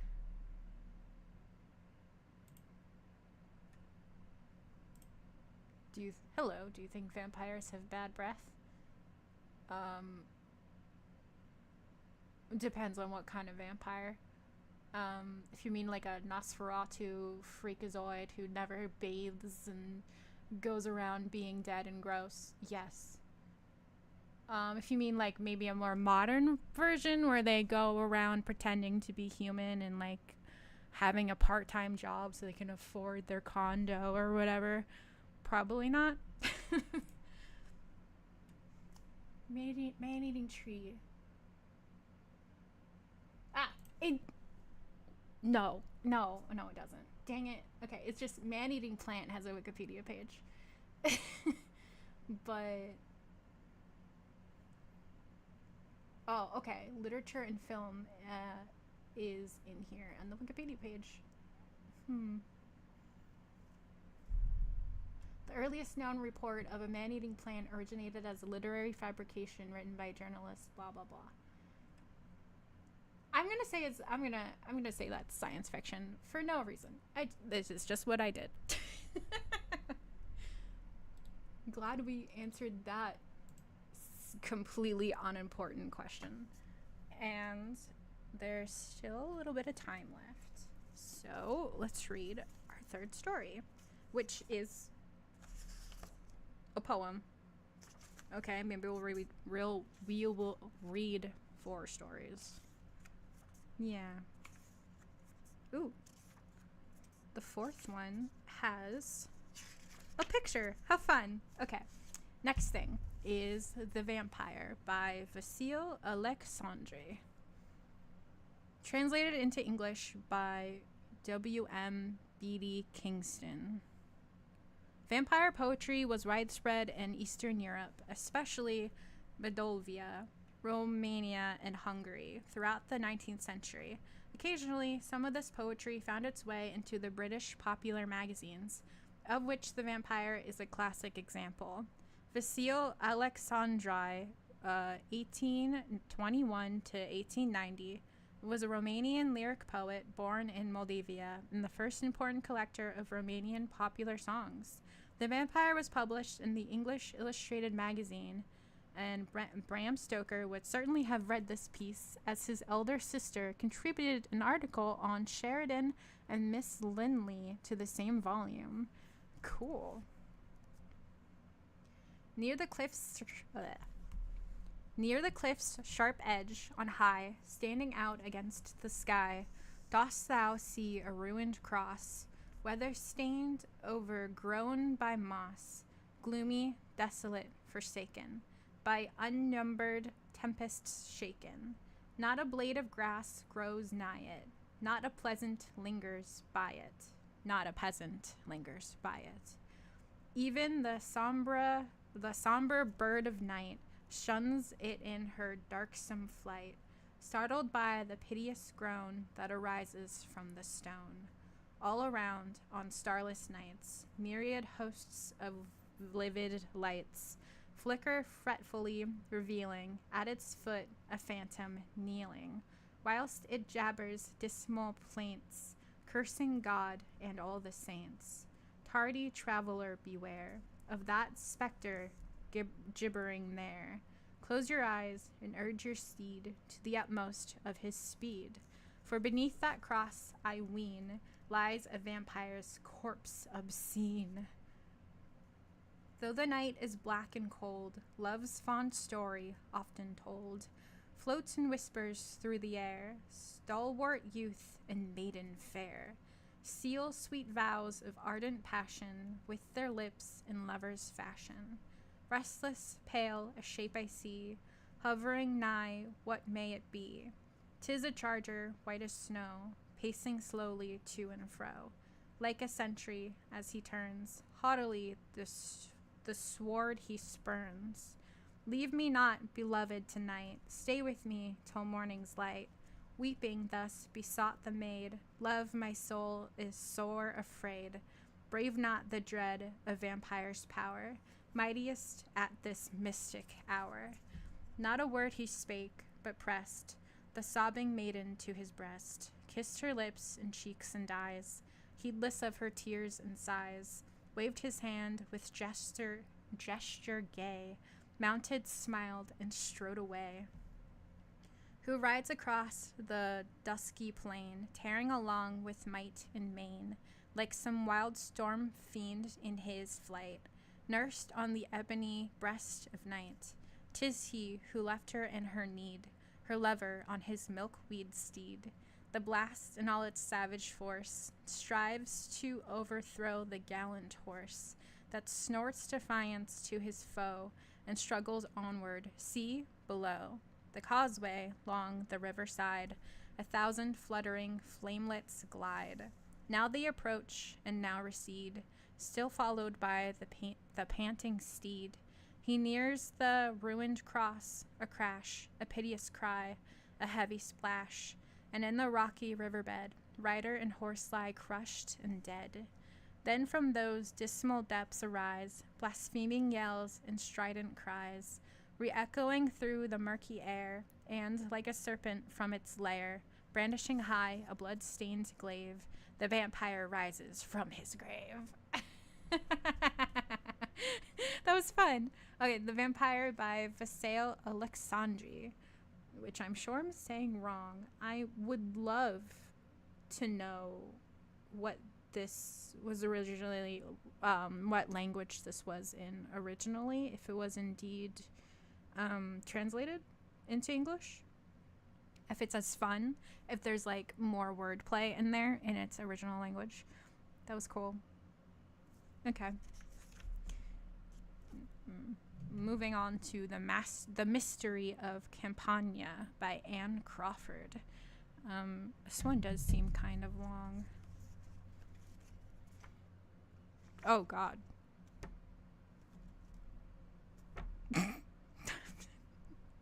Maybe.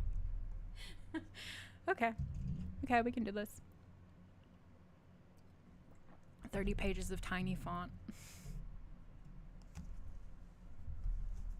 I'm sure classic Dracula has really bad breath. Absolutely. I never actually read it. I've only seen movies. But I believe he just hops in and out of like his casket. Right? Like, does he ever like bathe or anything? Probably not. He's just running around killing people and then hiding away in his dirt coffin and getting Renfield to do weird things for him, is my understanding of Dracula. You would be able to smell him from like a mile away. Which is why he goes around at night and sneaks in your windows or whatever he does. I don't even know what I'm saying because I don't know what he does. Okay. A Mystery of the Campagna by Anne Crawford. F. Marion Crawford's classic, For the Blood is the Life, in 1905, is one of the best-known tales of vampirism, but A Mystery of the Campagna, written by his eldest sister Anne almost 20 years earlier, has rarely been reprinted. Anne Crawford, Baroness von Raab, did not pursue a literary career with the same diligence as her siblings Frances Marion Crawford and Mary Crawford. Yeah, okay. A Mystery of the Campagna was first published in Unwin's Annual in 1887 under the pseudonym Von Degen, together with her brother's story By the Waters of Paradise. 4 years later, T. Fisher Unwin reissued Anne's story with another novella, A Shadow on a Wave, in the pseudonym Library series, still under the Von Degen alias. It is undoubtedly one of the most artistic and interesting vampire tales to be published in the decade preceding Dracula, and deserves to be better known. We will see about that. One of the more boring biopics, but hey, whatever. Not biographies. Let's see. 1. Martin details account of what happened at Vijna Marzali. I'm sorry. We'll do our best. Marcello's voice is pleading with me now, perhaps because after years of separation I have met an old acquaintance who had a part in his strange story. I have a longing to tell it and have asked Monsieur Sutton to help me. He noted down the circumstances at the time, and he is willing to join his share to mine that Marcello may be remembered. One day, it was in spring, he appeared in my little studio amongst the laurels and green alleys of the Villa Medici. Come, mon enfant, he said, put up your pants. And he unceremoniously took my palette out of my hands. Oh, put up your pants, not put up your pants. God. I have a cab waiting outside, and we are going in search of a hermitage. He was already washing my brushes as he spoke, and this softened my heart, for I hate to do it myself. Then he pulled off my velvet jacket and took down my respectable coat from a nail on the wall. I let him dress me like a child. We always did his will, and he knew it. And in a moment we were sitting in the cab, driving through the Via Sistina, on our way to the Porta San Giovanni, whither he had directed the coachman to go. I must tell my story as I can, for though I have been told by my comrades, who cannot know very well, that I can speak good English, writing it is another thing. Monsieur Sutton had asked me to use his tongue because he has so far forgotten mine that he will not trust himself in it, though he has promised to correct my mistakes, that what I have to tell you may not seem ridiculous and make people laugh when they read of Marcello. I tell him I wish to write this for my countrymen, not his, but he reminds me that Marcello had many English friends who still live, and that the English do not forget as we do. It is of no use to reason with him, for neither do they yield as we do, and so I have consented to his wish. I think he has a reason which he does not tell me, but let it go. I will translate it all into my own language for my own people. Your English phrases seem to me to be always walking sideways, or trying to look around the corner, or stand upon their heads, and they have as many little tails as a kite. I will try not to have recourse to my own language, but he must pardon me if I forget myself.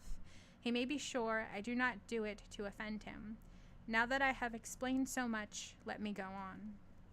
When we had passed out of the Porta San Giovanni, the coachman drove as slowly as possible, but Marcello was never practical.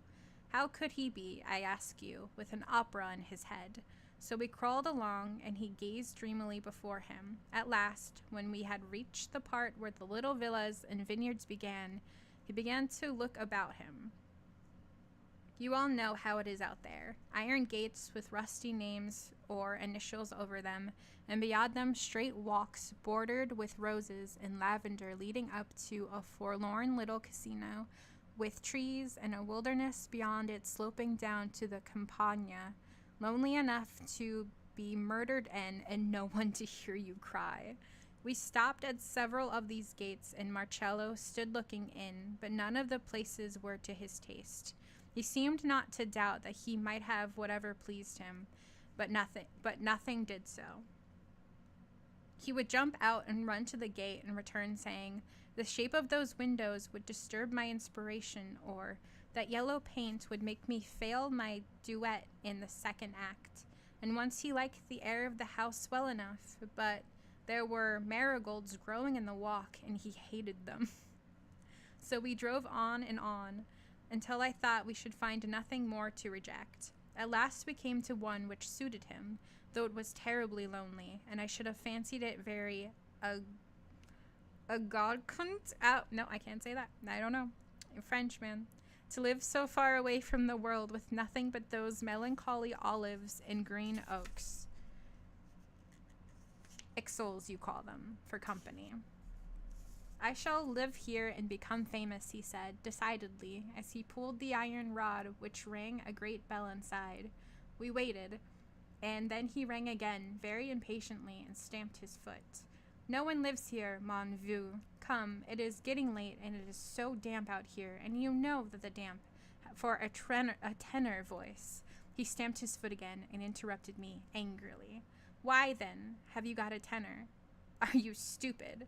A bass would be more sensible, nothing hurts it. But you have not got one, and you call yourself my friend. Go home without me. How could I, so far on foot? Go and sing your lovesick songs to your lean English misses. They will thank you with a cup of abominable tea, and you will be in paradise. This is my paradise, and I shall stay until the angel comes to open it. He was very cross and unreasonable, and those were just the times when one loved him most, so I waited, and enveloped my throat in my pocket handkerchief, and sang a passage or two just to prevent my voice from becoming stiff in that damp air. Be still, silence yourself, he cried. I cannot hear if anyone is coming. Someone came at last, a rough-looking sort of keeper, or guardiano, as they are called here, who looked at us as though he thought we were mad. One of us certainly was, but it was not I. Marcello spoke pretty good Italian, with a French accent, it is true, but the man understood him, especially as he held his purse in his hand. I heard him say a great many impetuously persuasive things all in one breath. Then he slipped a gold piece into the guardiano's horny hand, and the two turned towards the house, the man shrugging his shoulders in a resigned sort of way, and Marcello called out to me over his shoulder, Go home in the cab, or you will be late for your horrible English party. I am going to stay here tonight. Ma foi, I took his permission and left him, for a tenor voice is as tyrannical as a jealous woman. Besides, I was furious, and yet I laughed. He was the artist temperament, and appeared to us by turns absurd, sublime, and intensely irritating. But this last never for so long, and we all felt that we were more like him, our pictures would be worth more. I had not got as far as the city gate when my temper had cooled, and I began to reproach myself for leaving him in that lonely place with his purse full of money, for he was not poor at all, and tempting the dark guardiano to murder him. Nothing could be easier than to kill him in his sleep and bury him away somewhere under the olive trees, or in some old vault of a ruined catacomb, so common on the borders of the Campagna. There were sure to be 100 convenient places. I stopped the coachman and told him to turn back, but he shook his head and said something about having to be in the piazza of St. Peter at 8 o'clock. His horse began to go lame, as though he had understood his master and was his accomplice. What could I do? I said to myself that it was fate, and let him take me back to the Villa Medici, where I had to pay him a pretty sum for our crazy expedition, and then he rattled off, the horse not lame at all, leaving me bewildered at this strange afternoon. I did not sleep well that night, though my tenor song had been applauded, and the English misses had caressed me much. I tried not to think of Marcello, and he did not trouble me much until I went to bed. But then I could not sleep, as I have told you. I fancied him already murdered, and being buried in the darkness by the guardiano. I saw the man dragging his body, with the beautiful head thumping against the stones, down dark passages, and at last leaving it all bloody and covered with earth under a black arch in a recess, and coming back to count the gold pieces. But then again I fell asleep, and dreamed that Marcello was standing at the gate and stamping his foot, and then I slept no more, but got up as soon as the dawn came, and dressed myself, and went to my studio at the end of the Laurel Walk. I took down my painting jacket, and remembered how he had pulled it off my shoulders. I took up the brushes he had washed for me. They were only half cleaned after all, and stiff with paint and soap. I felt glad to be angry with him, and sacred a little, for it made me sure that he was yet alive if I could scold at him. Then I pulled out my study of his head for my picture of Mucius Scaevola, holding his hand in the flame, and then I forgave him, for who could look upon that face and not love it? I worked with the fire of friendship in my brush, and did my best to endow the features with the expression of scorn and obstinacy I had seen at the gate. It could not have been more suitable to my subject. Had I seen it for the last time, you will ask me why I did not leave my work and go to see if anything had happened to him. But against this, there were several reasons. Our yearly exhibition was not far off, and my picture was barely painted in, and my comrades had sworn that it would not be ready. I was expecting a model for the king of the Etruscans, a man who cooked chestnuts in the Piazza Montanara, and who had consented to stoop to sit to me as a great favor. And then, to tell the truth, the morning was beginning to dispel my fancies. I had a good northern light to work by, with nothing sentimental about it, and I was not fanciful by nature. So when I sat down to my easel, I told myself that I had been a fool, and that Marcello was perfectly safe, the smell of the paints helping me to feel practical again. Indeed, I thought every moment that he would come in, tired of his caprice already, and even was preparing and practicing a little lecture for him. Someone knocked at my door, and I cried, "Entrance!" Thinking that it was he at last. But no, it was Pierre Magnin.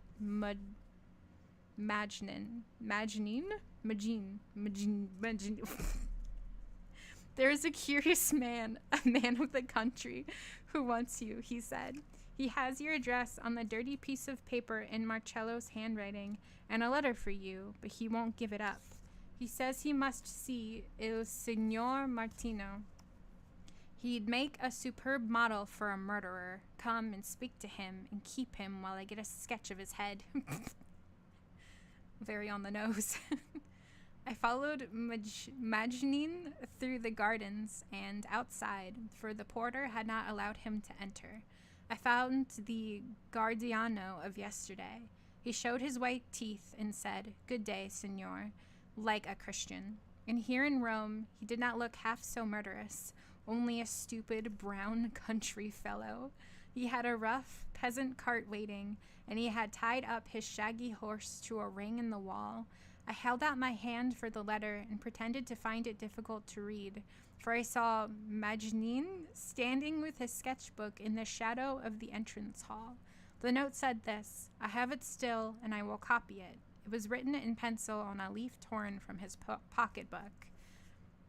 "Mon vieux, I have passed a good night here, and the man will keep me as long as I like. Nothing will happen to me, except that I shall be divinely quiet, and I already have a famous motif in my head. Go to my lodgings and pack up some clothes and all of my manuscripts, with plenty of music paper and a few bottles of Bordeaux, and give them to my messenger. Be quick about it. Fame is preparing to descend upon me. If you care to see me, do not come before 8 days. The gate will not be opened if you come sooner. The Guardiano is my slave, and he has instructions to kill any intruder who, in the guise of a friend, tries to get uninvited. He will do it, for he has confessed to me that he has murdered 3 men already." What a weird note. Of course this was a joke. I knew Marcello's way. Oh, all right. "When you come, go to the poste restante and fetch my letters. Here is my card to legitimate you. Do not forget pens and a bottle of ink. Your Marcello." There was nothing for it but to jump into the cart, tell Magnin, who had finished his sketch, to lock up my studio and go bumping off to obey these commands. We drove to his lodgings in the Via del Governo Vecchio, and here I made a bundle of all that I could think of, the landlady hindering me by 1,000 questions about when the signor would return. He had paid for the rooms in advance, so she had no need to be anxious about her rent. When I told her where he was, she shook her head and talked a great deal about the bad air out there, and said, "Poor Signorino. Yeah. in a melancholy way, as though he were already buried, and looked mournfully after us from the window when we drove away. She irritated me and made me feel superstitious. At the corner of the Via del Triton, I jumped down and gave the man a franc out of pure sentimentality, and cried after him, "Greet the signor," but he did not hear me, and jogged away stupidly whilst I was longing to be with him. Marcello was a cross to us sometimes, but we loved him always. The 8 days went by sooner than I had thought they would, and Thursday came, bright and sunny, for my expedition. At 1 o'clock I descended into the Piazza di Campagna and made a bargain with a man who had a well-fed horse, remembering how dearly Marcello's want of good sense had cost me a week ago, and we drove off at a good pace to the Vigna Marziali, as I was almost forgetting to say that it was called. My heart was beating, though I did not know why I should feel so much emotion. When we reached the iron gate, the guardiano answered my ring directly, and I had no sooner set foot in the long flower walk than I saw Marcello hastening to meet me. "I knew you would come," he said, drawing my arm within his, and so we walked towards the little gray house, which had a sort of portico and several balconies, and a sundial on its front. There were grated windows down to the ground floor, and the place, to my relief, looked safe and habitable. He told me that the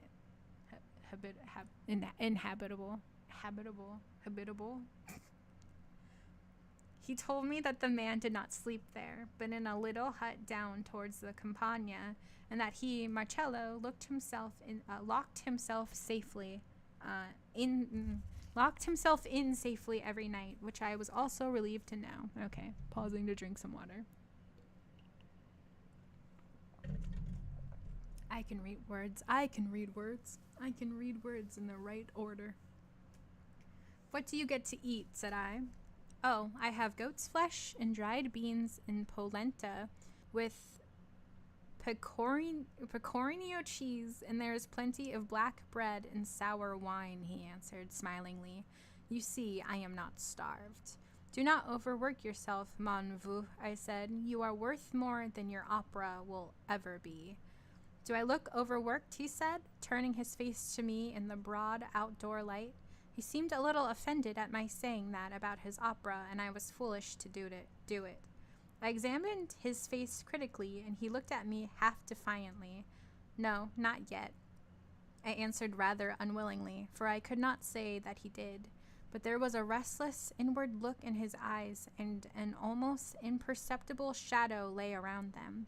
It seemed to me as though the full temples had grown slightly hollow, and a sort of faint mist lay over his beauty, making it seem strange and far off. We were standing before the door, and he pushed it open, the guardiano following us with slow, loud, resounding steps. "Here is my paradise," said Marcello, and we entered the house, which was like all the others of its kind, a hall with stucco, brass reliefs, and a stairway adorned with antique fragments, gave access to the upper rooms. Marcello ran up the steps lightly, and I heard him lock a door somewhere above and draw out the key. Then he came and met me on the landing. "This," he said, "is my workroom," and he threw open a low door. The key was in the lock, so this room could not be the one I heard him close. "Tell me I shall not write like an angel here," he cried. I was so dazzled by the flood of bright sunshine after the dusk of the passage that I blinked like an owl at first, and then I saw a large room, quite bare except for a rough table and chair, the chair covered with manuscript music. You are looking for the furniture," he said, laughing. "It is outside. Look here," and he drew me to a rickety door of worm-eaten wood and coarse greenish glass, and flung it open onto a rusty iron balcony. He was right. The furniture was outside. That is to say, a divine view met my eyes. The Sabine Mountains, the Alban Hills, and broad Campagna, with its medieval towers and ruined aqueducts, and the open plain to the sea. All this glowing and yet calm in the sunlight. No wonder he could write there. The balcony ran round the corner of the house, and to the right I looked down upon an alley of ilexes. I still don't know what that is. Ilexes. Ending in a grove of tall laurel trees, very old, apparently. There were bits of sculpture and some ancient sarcophagi standing gleaming against them, and even from so high I could hear a little stream of water pouring from an antique mask into a long, rough trowel. I saw the golden guardiano digging at his cabbages and onions. I saw the brown guardiano digging at his cabbages and onions, and I laughed to think that I could fancy him a murderer. He had a little bag of relics which dangled to and fro over his sunburned breast, and he looked very innocent when he sat down upon an old column to eat a piece of black bread with an onion which he had just pulled out of the ground, slicing it with a knife not at all like a dagger. But I kept my thoughts to myself, for Marcello would have laughed at them. We were standing together, looking down at the man as he drank from his hands at the running fountain, and Marcello now leaned down over the balcony and called out a long, "Ole!" No, "Ohe, ohe." It's probably like a, "Hey!" The lazy guardiano looked up, nodded, and then got up slowly from the stone where he had been half kneeling to reach the jet of water. "We are going to dine," Marcello explained. "I have been waiting for you." Presently he heard the man's heavy tread upon the stairs, and he entered bearing a strange meal in a basket. There was a light pecorino cheese made from ewe's milk, black bread of the consistency of stone, a great bowl of salad apparently composed of weeds, and a sausage which filled the room with a strong smell of garlic.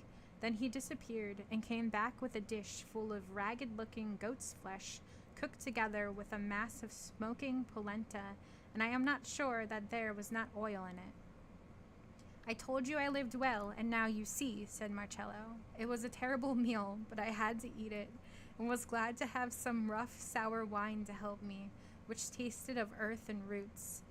When we had finished, I said, 'And your opera? How are you getting on?' 'Not a word about that,' he cried. 'You see how I have written,' and he turned over a heap of manuscript. But do not talk to me about it. I will not lose my ideas in words." This was not like Marcello, who loved to discuss his work, and I looked at him astonished. "Come," he said, "we will go down into the garden, and you shall tell me about the comrades. What are they doing? Has Majnin found a model for his Clytemnestra?" Probably. I don't know what that means. I humored him, as I always did, and we sat upon a stone bench behind the house, looking towards the laurel grove, talking of the pictures and the students. I wanted to walk down the Ilex alley, but he stopped me. "If you are afraid of the damp, don't go down there," he said. "The place is like a vault. Let us stay here and be thankful for this heavenly view." "Well, let us stay here," I answered, resigned as ever. He lit a cigar and offered me one in silence. If he did not care to talk, I could be still too. From time to time he made some indifferent observation, and I answered it in the same tone. It almost seemed to me as though we, the old-hearted comrades, had become strangers who had not known each other a week, or as though we had been so long apart that we had grown away from each other. There was something about him which escaped me. Yes, the days of solitude had indeed put years and a sort of shyness, or rather ceremony, between us. It did not seem natural to me now to clap him on the back and make the old harmless jokes at him. He must have felt the constraint too, for we were like children who had looked forward to a game and did not know now what to play at. At 6 o'clock I left him. It was not like parting with Marcello. I felt rather as though I should find my old friend in Rome that evening, and here only left a shadowy likeness of him. He accompanied me to the gate and pressed my hand, and for a moment the true Marcello looked out of his eyes, but we called out no last word to each other as I drove away.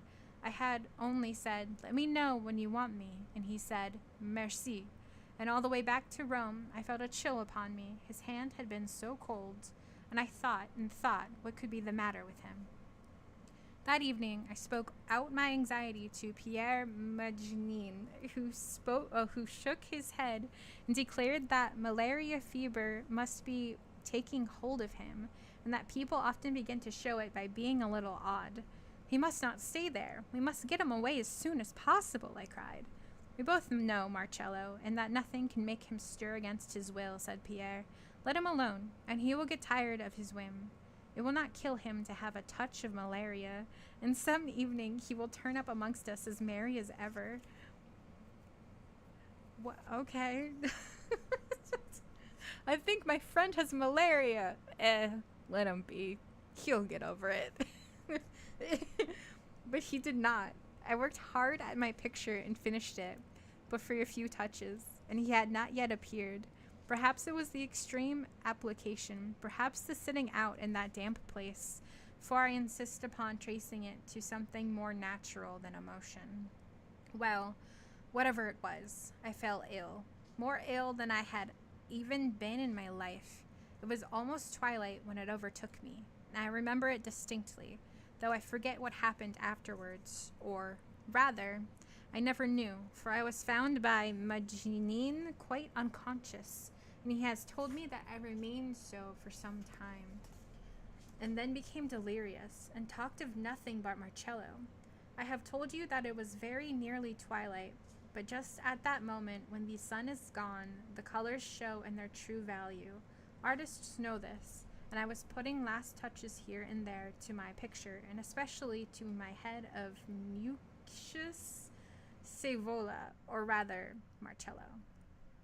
The rest of the picture came out well enough, but that head, which should have been the principal one, seemed faded and sunk in. The face appeared to grow paler and paler, and to recede from me. A strange veil spread over it, and the eyes seemed to close. I am not easily frightened, and I know what tricks some peculiar methods of color will play by certain lights, for the moment I spoke of had gone, and the twilight grayness had set in, so I stepped back to look at it. Just then the lips, which had become almost white, opened a little and sighed. An illusion, of course. I must have been very ill and quite delirious already, for to my imagination it was a real sigh, or, rather, a sort of exhausted gasp. Then it was that I fainted, I suppose, and when I came to myself I was in my bed, with Magnin and Monsieur Sutton standing by me, and a sort de charity moving softly about among medicine bottles and speaking in whispers.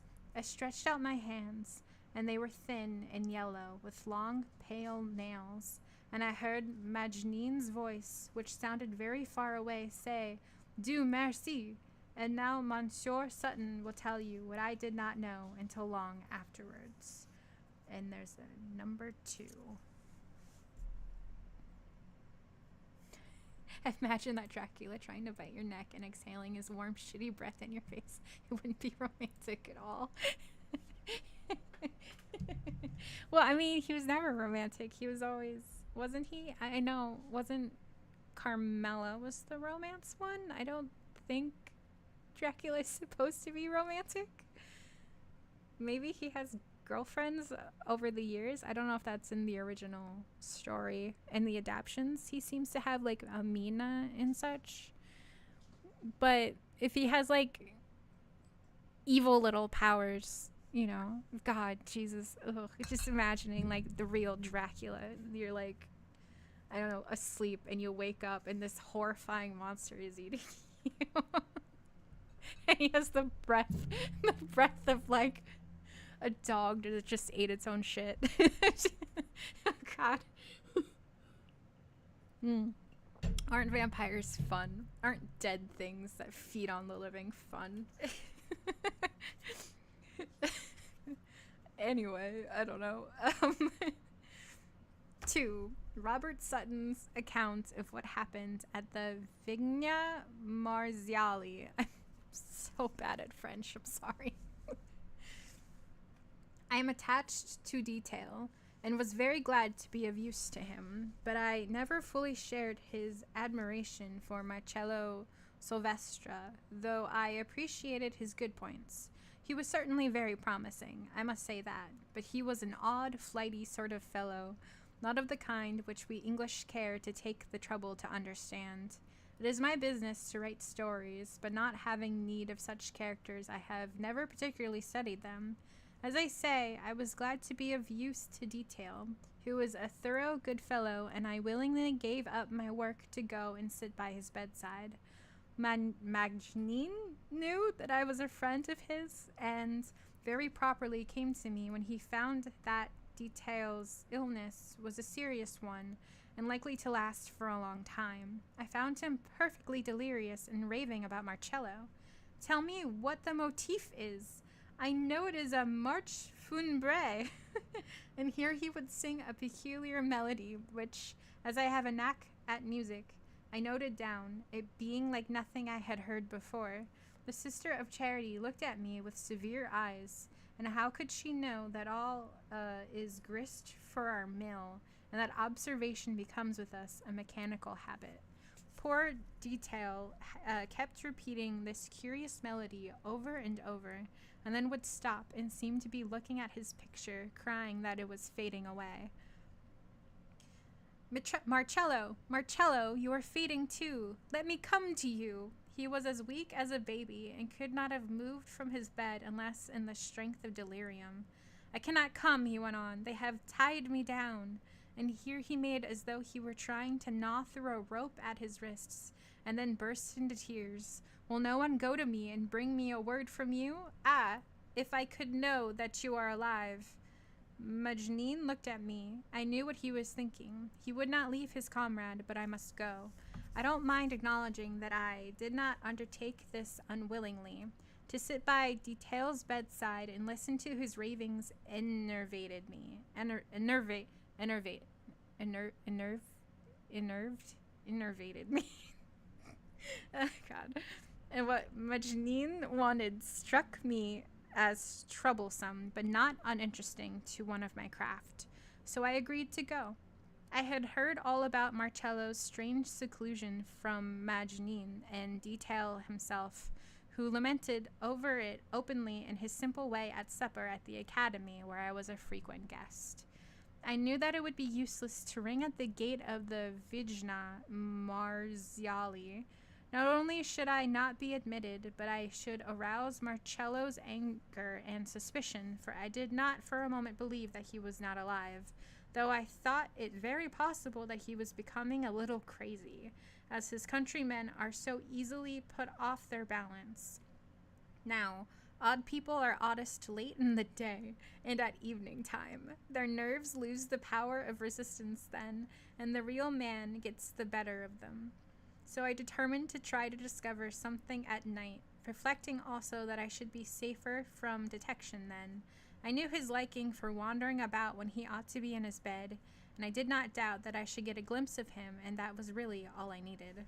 My first step was to take a long walk out of the Porta San Giovanni, and this I did in the early morning, tramping along steadily until I came to an iron gate on the right side of the road, with a Vigna Marziali over it. And as I walked straight on, never stopping until I had reached a little bushy lane running down towards the Campagna to the right. It was pebbly and quite shut in by luxuriant ivy and elder bushes, and it bore deep traces of the last heavy rains.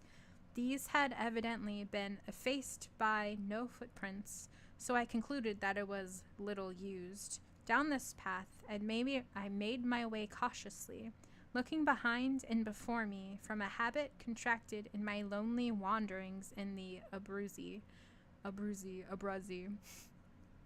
I had a capital revolver with me, an old friend, and I feared no man, but I began to feel a dramatic interest in my undertaking, and determined that it should not be crossed by any disagreeable surprises.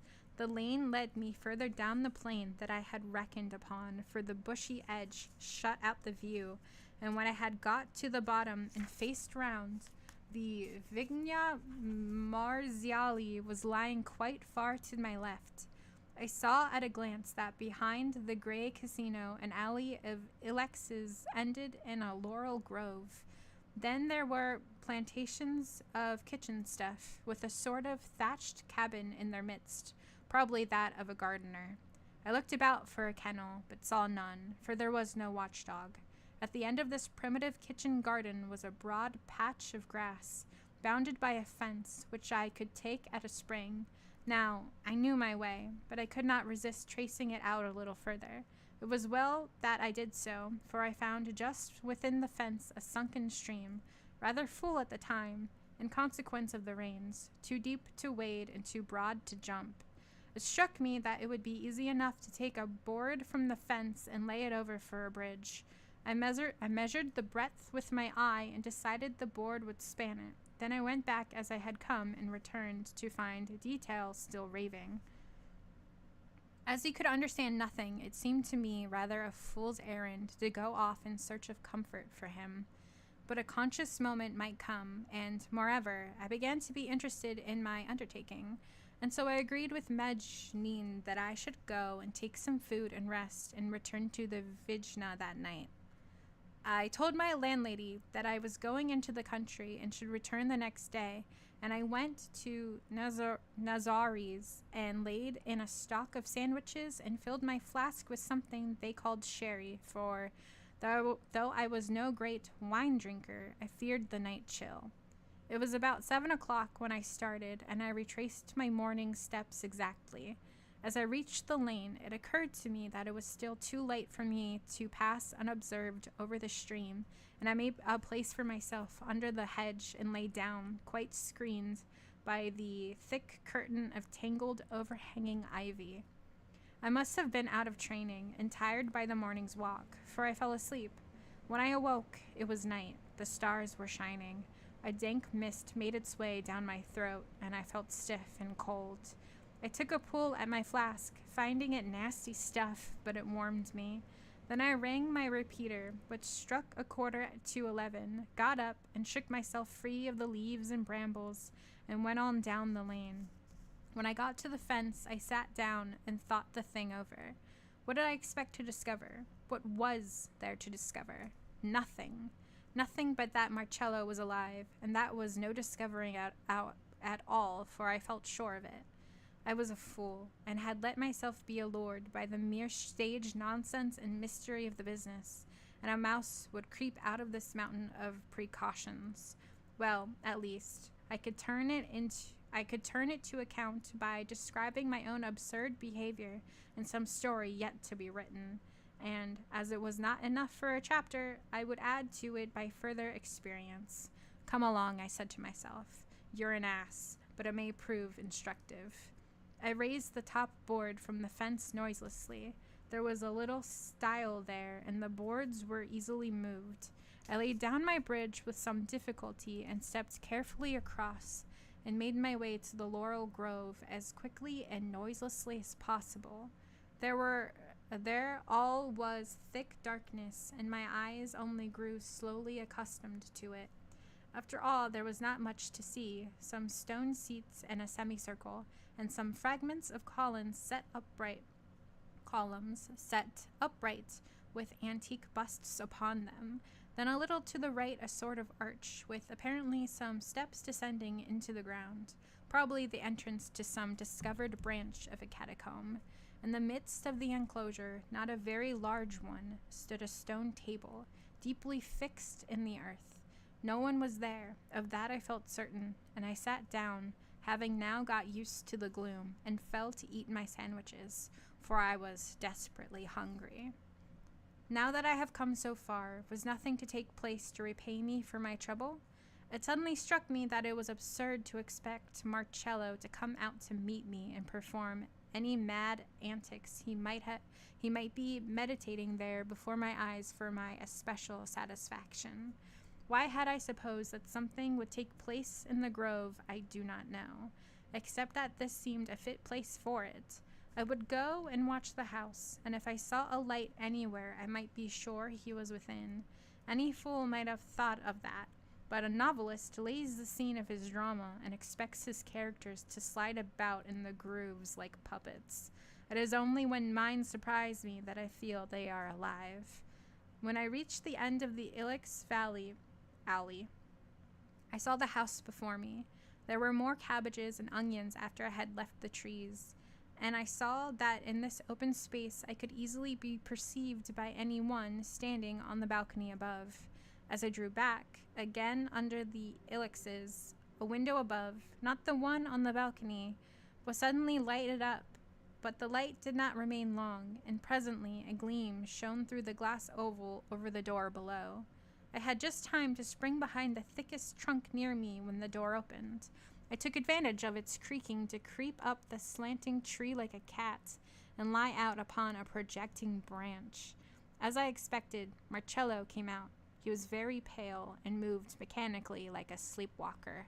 I was shocked to see how hollow his face had become as he held the candle still lighted in his hand, and it cast deep shadows on his sunken cheeks and fixed eyes, which burned wildly and seemed to see nothing. His lips were quite white, and so drawn that I could see his gleaming teeth. Then the candle fell from his hand, and he came slowly and with a curiously regular step on into the darkness of the ilexes. I watched him from above. But I scarcely think he would have noticed me had I been standing in his path. When he would have noticed me had I been... When he had passed, I let myself down and followed him. I had taken off my shoes, and my tread was absolutely noiseless. Moreover, I felt sure he would not turn around. On he went with the same mechanical step until he reached the grove. There I knelt behind an old sarcophagus at the entrance, and waited. What would he do? He stood perfectly still, not looking about him, but as though the clockwork within him had suddenly stopped. I felt that he was becoming psychologically interesting after all.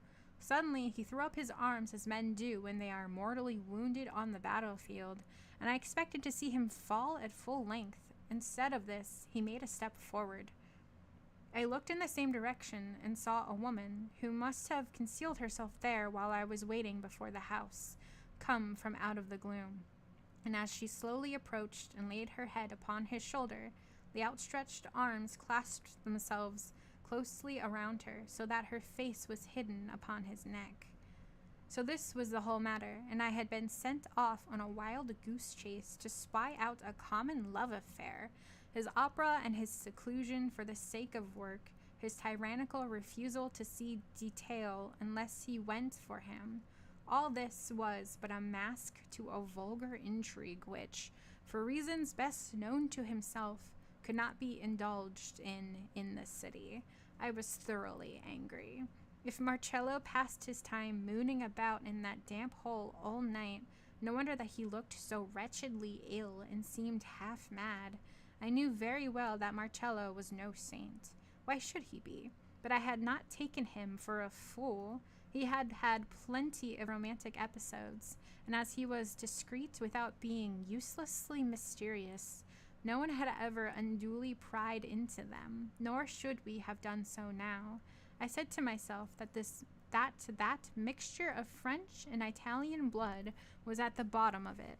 French flimsiness and light-headedness, and Italian love of cunning. Okay. Aren't the Italians the one every European is racist against or something? I looked back upon all the details of my mysterious expedition. I suppose at the root of my anger lay a certain dramatic disappointment at not finding him lying murdered, and I despised myself for all the trouble I had taken to this ridiculous end. Just to see him holding a woman in his arms. I could not see her face, and her figure was enveloped from head to foot in something long and dark, but I could make out that she was tall and slender, and that a pair of white hands gleamed from her drapery. As I was looking intently, for all my indignation, the couple moved on, and still clinging to one another, descended the steps. So even the solitude of the lonely laurel grove could not satisfy Marcello's insane love of secrecy. I kept still a while, then I stole to where they had disappeared and listened. But all was silent, and I cautiously struck a match and peered down. I could see the steps for a short distance below me, and then the darkness seemed to rise and swallow them. It must be a catacomb, as I had imagined, or an old Roman bath, perhaps, which Marcello had made comfortable enough, no doubt, and as likely as not they were having a nice little cold supper there. My empty stomach told me that I could not forgive him, even then could I have shared it. I was in truth frightfully hungry as well as angry, and sat down on one of the stone benches to finish my sandwiches. Here's my shitty attempt to show you the art.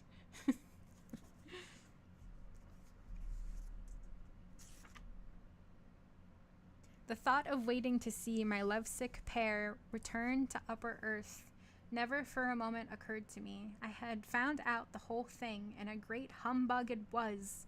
Now I wanted to get back to Rome before my temper had cooled, and to tell Majnun on what a fool's errand he had sent me. If he liked to quarrel with me, all the better. All the way home, I composed cutting French speeches, but they suddenly cooled and petrified like a gust of lava from a volcano when I discovered that the gate was closed. I had never thought of getting a pass, and Majnun ought to have warned me. Another grievance against the fellow. I enjoyed my resentment, and it kept me warm as I patrolled up and down. There were houses, and even small eating shops outside the gate, but no light was visible, and I did not care to attract attention by pounding at the doors in the middle of the night, so I crept behind a bit of wall. I was getting used to hiding by this time, and made myself as comfortable as I could with my ulster, took another pull at my flask, and waited. At last the gate was opened, and I slipped through, trying not to look as though I had been out all night like a bandit. The guard looked at me narrowly, evidently wondering at my lack of luggage. If I had a knapsack, I might have been taken for some innocently mad English tourist indulging in the mistaken pleasure of trudging in from Frascati or Albano, but a man in an ulster, with his hands in his pockets, sauntering in at the gate of the city at break of day as though returning from a stroll, naturally puzzled the officials, who looked at me and shrugged their shoulders. Luckily, I found an early cab in the Piazza of the Lateran, for I was dead beat, and as soon as my lodgings in the Via del Corse were where my landlady let me in very speedily. Then at last I had the comfort of throwing off my clothes, all damp with the night dew, and turning in. My wrath had cooled to a certain point, and I did not fear to lower its temperature too greatly by yielding to an overwhelming desire for sleep. An hour or two could make no great difference to Majnun. Let him fancy me still hanging about the Vigna Marziali. Sleep I must have, no matter what he thought. My cat made a noise. What suspicious thing are you doing over there? I slept long and was awakened at last by my landlady, Sora Nana, standing over me and saying, "There is a signor who wants you." "It is I, Majnun," said a voice behind her. "I could not wait for you to come." He looked haggard with anxiety and watching. "Detail is raving still," he went on, "only worse than before. Speak, for heaven's sake. Why don't you tell me something?" And he shook me by the arm as though he thought I was still sleeping. "Have you nothing to say? You must have seen something. Did you see Marcello?" "Oh, yes, I saw him." "Well?" "Well, he was very comfortable, quite alive. He had a woman's arms around him." I heard my door violently slammed to, a ferocious "Sacre gamine!" and then steps springing down the stairs. I felt perfectly happy at having made such an impression, and turned and resumed my broken sleep with almost a kindly feeling towards Majnun, who was at that moment probably tearing up the Spanish scalinata 2 steps at a time, and making himself horribly hot. It could not help detail, poor fellow. He could not understand my news. When I had slept long enough, I got up, refreshed myself with a bath and something to eat, and went off to see Detail. It was not his fault that I had been made a fool of, so I felt sorry for him. I found him raving just as I had left him the day before, only worse, as Majneen said. He persisted in continually crying, "Marcello, take care! No one can save you," in hoarse, weak tones, but with the regularity of a knell, keeping up a peculiar movement with his feet, as though he were weary with a long road, but must press forward to his goal. Then he would stop and break into childish sobs. "My feet are so sore," he murmured piteously, "and I am so tired, but I will come. They are following me, but I am strong." Then a violent struggle with his invisible pursuers, in which he would break off into that singing of his, alternating with a warning cry. The singing voice was quite another from the speaking one. He went on and on, repeating the singular air which he had himself called a funeral march, and which had become intensely disagreeable to me. If it was one indeed, it surely was intended for no Christian burial. As he sang, the tears kept trickling down his cheeks, and Majneen kept wiping them away as tenderly as a woman. Between his song, he would clasp his hands, feebly enough, for he was very weak, when the delirium did not make him violent, and cry in heart-rending tones, "Marcello, I shall never see you again. Why did you leave us?" At last, when he stopped for a moment, Majneen left his side, beckoning the sister to take it, and drew me into the other room, closing the door behind him. "Now tell me exactly how you saw Marcello," said he. So I related my whole absurd experience, forgetting, however, my personal irritation, for he looked too wretched and worn for anybody to be angry with him. He made me repeat several times my description of Marcello's face and manner as he had come out of the house. There seemed to make more impression upon him than the love business. "Sick people have strange intuitions," he said gravely, "and I persist in thinking that Marcello is very ill and in danger. Tenez." And there he broke off, went to the door, and called "Ma sœur" under his breath. She understood, and after having drawn the bedclothes straight and once more dried the trickling tears, she came noiselessly to where we stood, the wet handkerchief still in her hand. She was a singularly tall and strong-looking woman, with piercing black eyes and a self-controlled manner. Strange to say, she bore the adopted name of Claudius instead of a more feminine one. "Ma sœur," said Majneen, "at what o'clock was it that he sprang out of bed and we had to hold him for so long?" 11:30 in a few minutes," she answered promptly. Then he turned to me. At what time did Marcello come out of the garden?" "Hi, Medusa. You're on the table. Come on. I'm reading. Come on." Don't knock anything over, please. Okay. "At what time did Marcello come out into the garden?" "Well, it might have been 11:30, I answered unwillingly.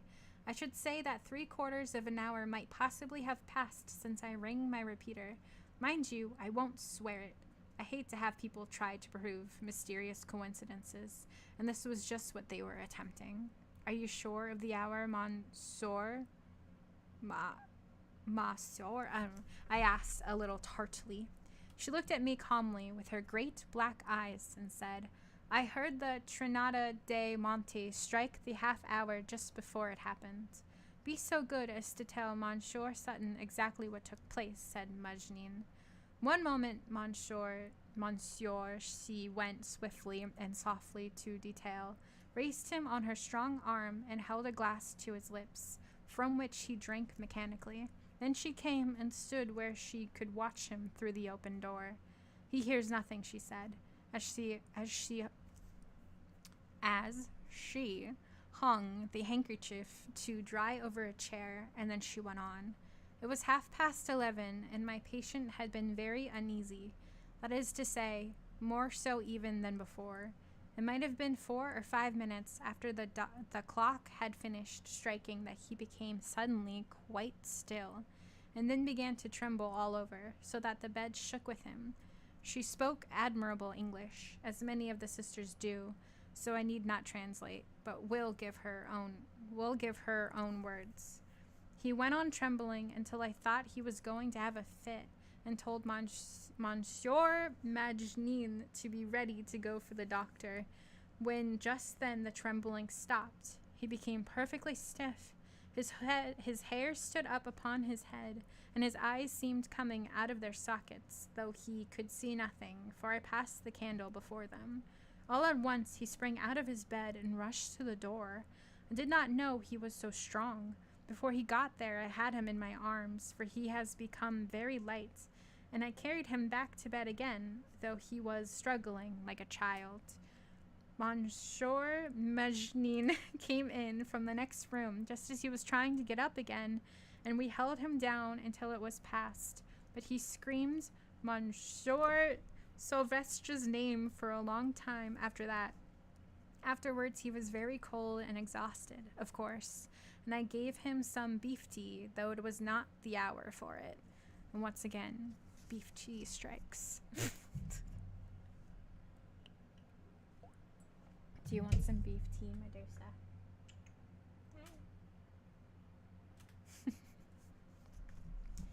I think you had better tell the sister all about it, said Magnin, turning to me.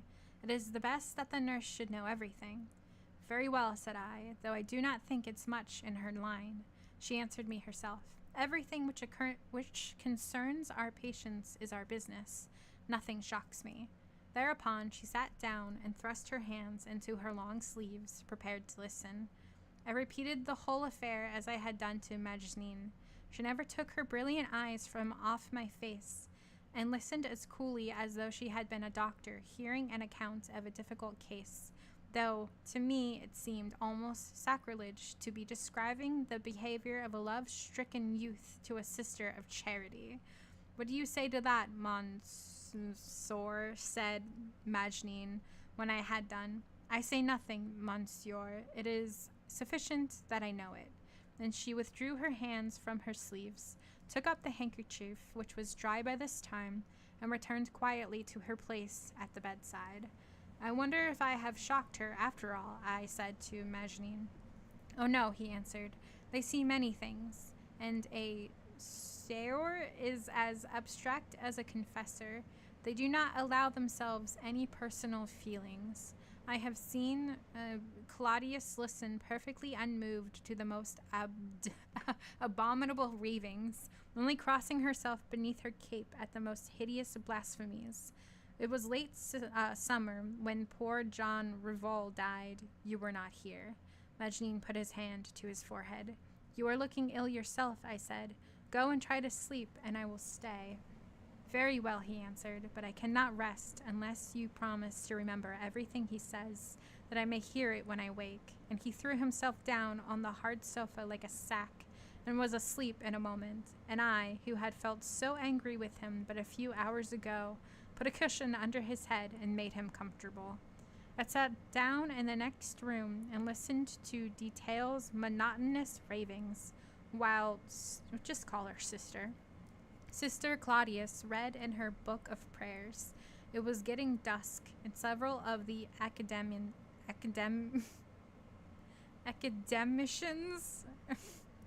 just say academics, Jesus, stole in and stood over the sick man and shook their heads.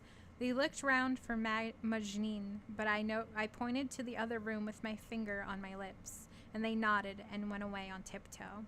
It required no effort of memory to repeat Detail's words to Magnin when he woke, for they were always the same. We had another sister that night, and as Sister Claudius was not to return till the next day at midday, I offered to share the watch with Magnin, who was getting very nervous and exhausted. and who seemed to think that some such attack might be expected as had occurred the night before. The new sister was a gentle, delicate-looking little woman, with tears in her soft brown eyes as she bent over the sick man, and crossed herself from time to time, grasping the crucifix which hung from the beads at her waist. Nevertheless, she was calm and useful, and as punctual as Sister Claudius herself in giving the medicines. My God, I thought I was closer to the end than I am. 9 pages left. We can do this. The doctor had come in the evening. It wouldn't be so hard if there was just more stuff happening. I feel like I'm reading Crime and Punishment, but the main character is asleep. The doctor had come in the evening and prescribed a change in these. He would not say what he thought of his patient, but only declared that it was necessary to wait for a crisis. Mageline sent for some supper, and we sat over it together in the silence, neither of us hungry. He kept looking at his watch. "If the same thing happens tonight, he will die," said he, and laid his head on his arms. "He will die in a most foolish cause, then," I said angrily, for I thought he was going to cry, as those Frenchmen have a way of doing, and I wanted to irritate him by way of a tonic, so I went on. "It would be dying for Varian, who is making an ass of himself, and a ridiculous business which will be over in a week. Silvestre may be as much fever as he likes, may get as much fever as he likes. Only don't ask me to come and nurse him."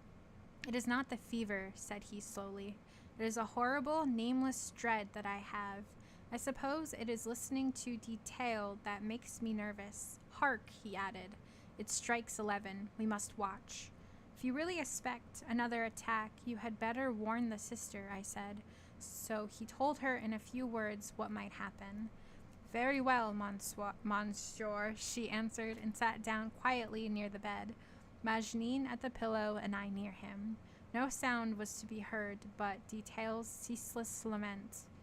"And now, before I tell you more, I must stop to entreat you to believe me. It will be almost impossible for you to do so. I know, for I have laughed myself at such tales, and no assurances would have made me credit them. But I, Robert Sutton, swear that this thing happened. More I cannot do. It is the truth." We had been watching detail intently. He was lying with closed eyes and had been very restless. Suddenly he became quite still and then began to tremble, exactly as Sister Claudius had described. It was a curious, uniform trembling, apparently in every fiber, and his iron bedstead shook as though strong hands were at its head and foot. Then came the absolute rigidity she had also described, and I do not exaggerate when I say that not only did his short-cropped hair seem to stand erect, but that it literally did so. What are you doing, girl? Please don't knock anything over. A lamp cast the shadow of his profile against the wall to the left of his head, and as I looked at the immovable outline which seemed painted on the wall, I saw the hair slowly rise until the line where it joined the forehead was quite a different one, abrupt instead of a smooth sweep. His eyes opened wide and were frightfully fixed, then as frightfully strained, but they certainly did not see us. We waited breathlessly for what might follow. The little sister was standing close to him, her lips pressed together and a little pale, but very calm. "Do not be frightened, sister," whispered Mageline, and she answered in a businesslike tone, "No, monsieur," and drew still nearer to her patient, and took his hands, which were stiff as those of a corpse, between her own to warm them. I laid mine upon his heart. It was beating so imperceptibly that I almost thought it had stopped, and as I leaned my face to his lips, I could feel no breath issue from them. It seemed as though the rigor would last forever. Suddenly, without any transition, he hurled himself with enormous force, and literally at one bound, almost into the middle of the room, scattering us aside like leaves in the wind. I was upon him in a moment, grappling with him with all my strength to prevent him from reaching the door. Magenin had been thrown backwards against the table, and I heard the medicine bottles crash with his fall. He had flung back his hand to save himself, and rushed to help me with blood dripping from a cut in his wrist. The little sister sprang to us. Detail had thrown her violently back upon her knees, and now, with a nurse's instinct, she tried to throw a shawl over his bare breast. We four must have made a strange group. 4? We were 5. Marcello Silvestre stood before us, just within the door. We all saw him, for he was there. His bloodless face was turned towards us, unmoved. His hands hung by his side, as white as his face, only his eyes had life in them. They were fixed on Detail.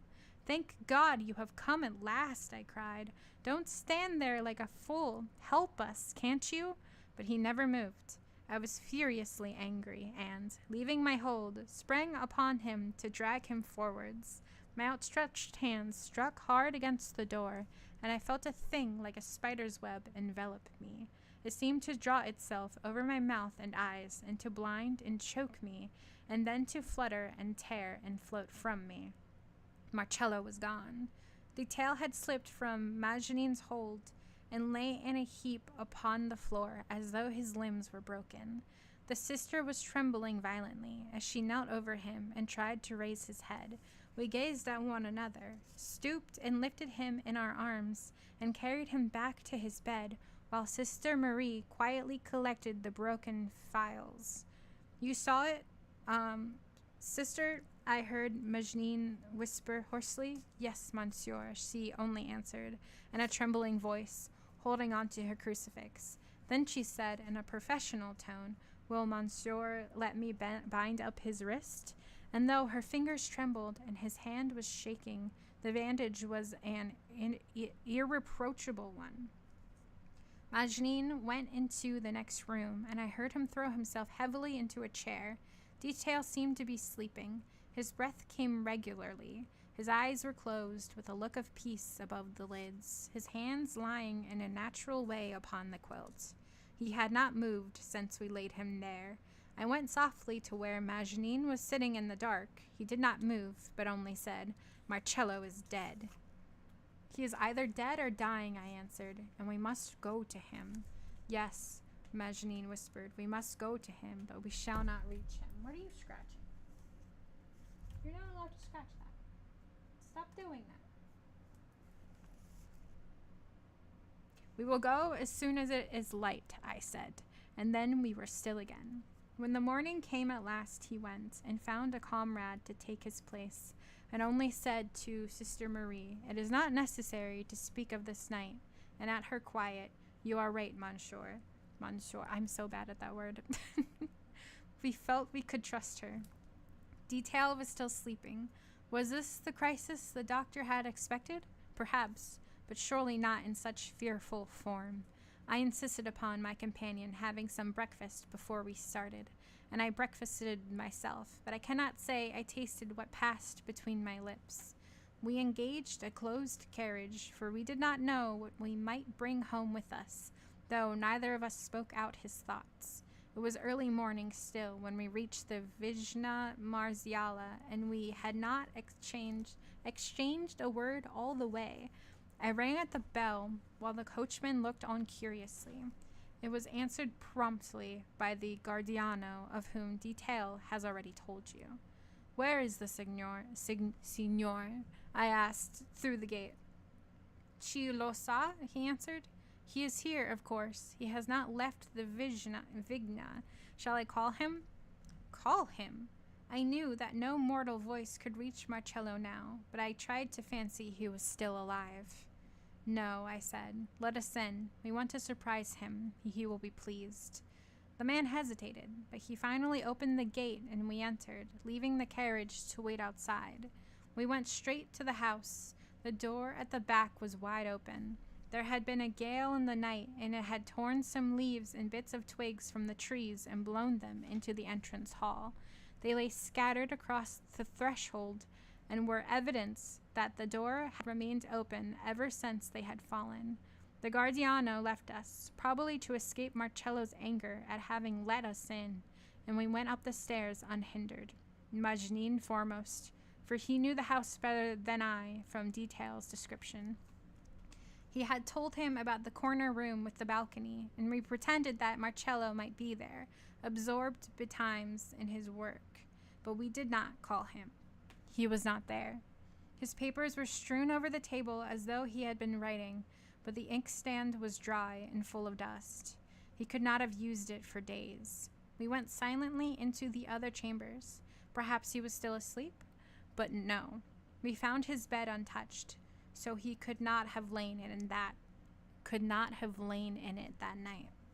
The rooms were all unlocked by but one, and this closed door made our hearts beat. Marcello could scarcely be there, however, for there was no key in the lock. I saw the daylight shining through the keyhole. We called his name, but there was no answer. We knocked loudly, still no sign from within. So I put my shoulder to the door, which was old and cracked in several places, and succeeded in bursting it open. Nothing was there but a sculptor's modeling stand, with something upon it covered with a white cloth, and the modeling tools on the floor. At the sight of the cloth, still damp, we drew a deep breath. It could have hung there for many hours. Certainly not for 24. We did not raise it. He would be vexed, said Majnine, and I nodded, for it is accustomed, almost a crime in the artist's world, to unveil a sculptor's work behind his back. We expressed no surprise at the fact of his modeling. A band seemed to lie upon our tongues. The cloth hung tightly to the object beneath it, and showed us the outline of a woman's head and rounded bust, and so veiled we left her. There was a little winding stair leading out of the passage, and we climbed it, to find ourselves in a sort of belvedere, commanding a superb view. It was an open terrace on the roof of the house, and we saw at a glance that no one was there. We had now been all over the casino, which was small and simply built, being evidently intended only for short summer use. As we stood leaning over the balustrade, we could look down into the garden. No one was there, but the guardiano lying amongst his cabbages with his arms behind his head, half asleep. The laurel grove had been in my mind from the beginning, only it seemed more natural to go to the house first. Now we descended the stairs silently and directed our steps thither. As we approached it, the guardiano came towards us lazily. "Have you seen the signor?" he asked, and his stupidly placid face showed me that he, at least, had no hand in his disappearance. "No, not yet," I answered, "but we shall come across him somewhere, no doubt. Perhaps he has gone to take a walk, and we will wait for him. What is this?" I went on, trying to seem careless. We were standing now by the little arch of which you know. "This?" said he. "I have never been down there, but they say it is something old. Do the signori want to see it? I will fetch a lantern." I nodded, and he went off to his cabin. I had a couple of candles in my pocket, for I had intended to explore the place, should we not find Marcello. It was there that he had disappeared that night, and my thoughts had been busy with it, but I kept my candles concealed, reflecting that they would give our search an air of premeditation which would excite curiosity. All right, pausing for water. I'm out. Damn it. "When did you see this signor last?" I asked, when he had returned with the lantern. "I brought him his supper yesterday evening." "At what o'clock?" "It was the Ave Maria, signor," he replied. "He always sups then." It would be useless to put any more questions. He was evidently utterly unobserving and would lie to please us. "Let me go first," said Majnine, taking the lantern. We set our feet upon the steps. A cold air seemed to fill our lungs and yet to choke us, and a thick darkness lay beneath. The steps, as I could see by the light of my candle, were modern, as well as the vaulting above them. A tablet was let into the wall, and in spite of my excitement, I paused to read it.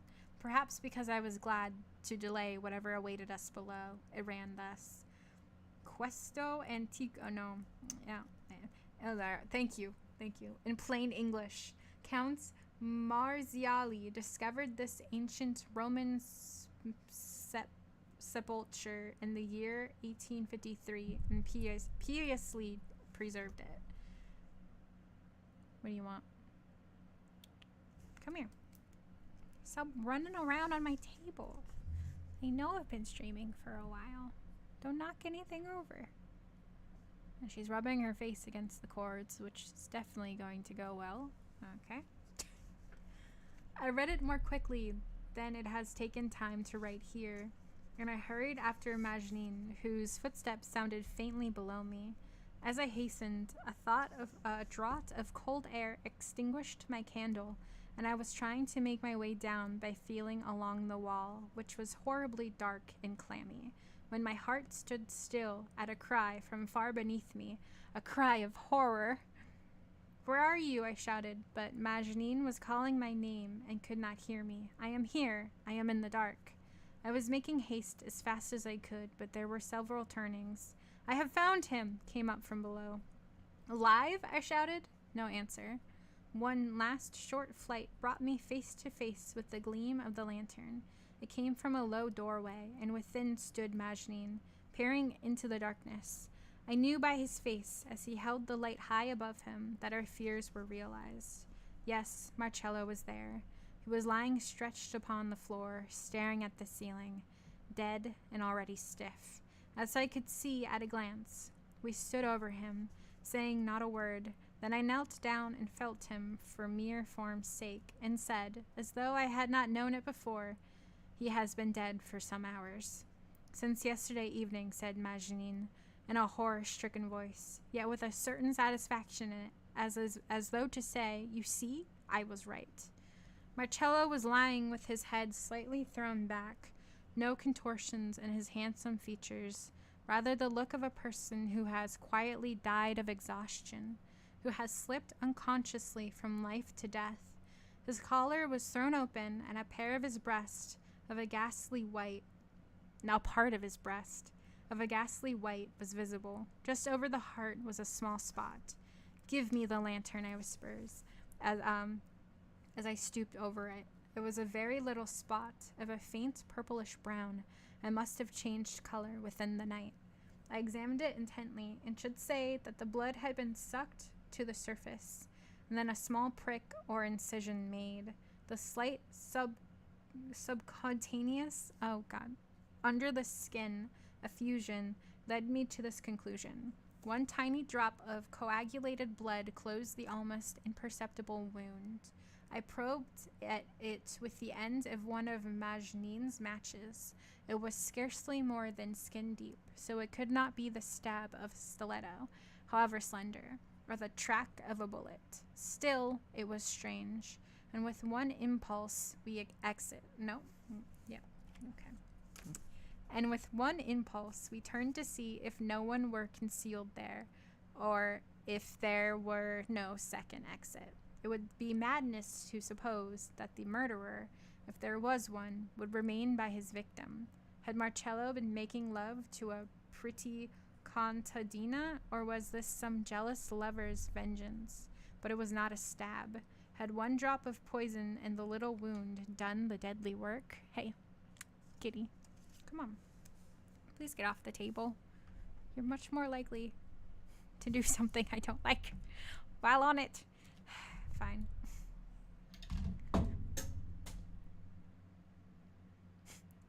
She the light the light thing on the lamp doesn't stay on very securely, and she just knocked it off.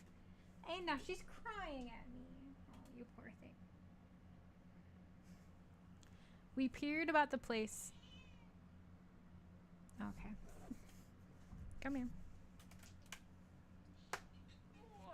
Come here. Shush.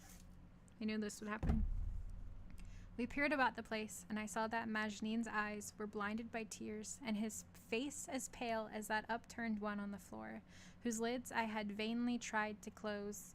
The chamber was low and beautifully ornamented with stucco bas-reliefs, in the manner of the well-known one not far from there upon the same road. Winged genii, griffins, and arabesques, modelled with marvelous lightness, covered the walls and ceiling. There was no other door than the one we had entered by. In the center stood a marble sarcophagus, with the usual subjects sculptured upon it. On the one side, Hercules conducting a veiled figure, on the other, a dance of nymphs and fauns. A space in the middle contained the following inscription, deeply cut in the stone and still partially filled with red pigment: DM. And a bunch of words. I can't tell you what they are because they're definitely not English or French. "What is this?" whispered Majnin. It was only a pickaxe and a long crowbar, such as the country people use in hewing out their blocks of tufa, and his foot had struck against them. Who could have brought them here? They must belong to the Guardiano above. But he said that he had never come here, and I believed him, knowing the Italian horror of darkness and lonely places. But what had Marcello wanted with them? It did not occur to us that the archaeological curiosity could have led him to attempt to open the sarcophagus, the lid of which had evidently never been raised, thus justifying the expression, piously preserved. As I rose from examining the tools, my eyes fell upon the line of mortar where the cover joined to the stone below, and I noticed that some of it had been removed, perhaps with the pickaxe which lay at my feet. I tried it with my nails and found that it was very crumbly. Without a word, I took the tool in my hand, Majnin instinctively following my movements with the lantern. What impelled us I do not know. I had myself no thought, only an irresistible desire to see what was within. I saw that much of the mortar had been broken away and lay in small fragments upon the ground, which I had not noticed before. It did not take long to complete the work. I snatched the lantern from Majnin's hand and set it upon the ground, where it shone full upon Marcello's dead face, and by its light I found a little break between the two masses of stone and managed to insert the end of my crowbar, driving it in with a blow of the pickaxe. The stone chipped and then cracked a little. Majnin was shivering. "What are you going to do?" he said, looking around to where Marcello lay. "Help me," I cried, and we two bore with our might upon the crowbar. I am a strong man, and I felt a sort of blind fury as the stone refused to yield. What if the bar should snap? With another blow, I drove it in still further. Then, using it as a lever, we weighed upon it with our outstretched arms until every muscle was at its highest tension. The stone moved a little, and almost fainting, we stopped to rest. From the ceiling hung the rusty remnant of an old chain which must once have held a lamp. To this, by scrambling upon the sarcophagus, I contrived to make fast the lantern. "Now," said I, and we heaved again at the lid. It rose, and we alternately heaved and pushed until it lost its balance and fell with a thundering crash upon the other side, such a crash that the walls seemed to shake, and I was for a moment utterly deafened, while little pieces of stucco rained upon us from the ceiling. When we had paused to recover from the shock, we leaned over the sarcophagus and looked in. The light shone full upon it, and we saw— how is it possible to tell? We saw lying there, amidst folds of moldering rags, the body of a woman, perfect as in life, with faintly rosy face, soft crimson lips, and a breast of living pearl, which seemed to heave as though stirred by some delicious dream. The rotten stuff swathed about her was in ghastly contrast to this lovely form, fresh as the morning. Her hands lay stretched at her side, the pink palms were turned a little outwards, her eyes were closed as peacefully as those of a sleeping child, and her long hair, which shone red gold in the dim light from above, was wound around her head in numberless finely plaited tresses, beneath which little locks escaped in rings upon her brow. I could have sworn that the blue veins in that divinely perfect bosom held living blood. We were absolutely paralyzed, and Majnine leaned gasping over the edge, as pale as death, paler by far than this living, almost smiling face to which his eyes were glued. I did not doubt that I was as pale as he at that inexplicable vision. As I looked, the red lips seemed to grow redder. They were redder. The little pearly teeth showed between them. I had not seen them before, and now a clear ruby drop trickled down to her rounded chin, from there slipped sideways and fell upon her neck. Horror-struck, I gazed upon the living corpse, till my eyes could not bear the sight any longer. As I looked away, my glance fell once more upon the inscription, but now I could see and read it all. To Vespertilia.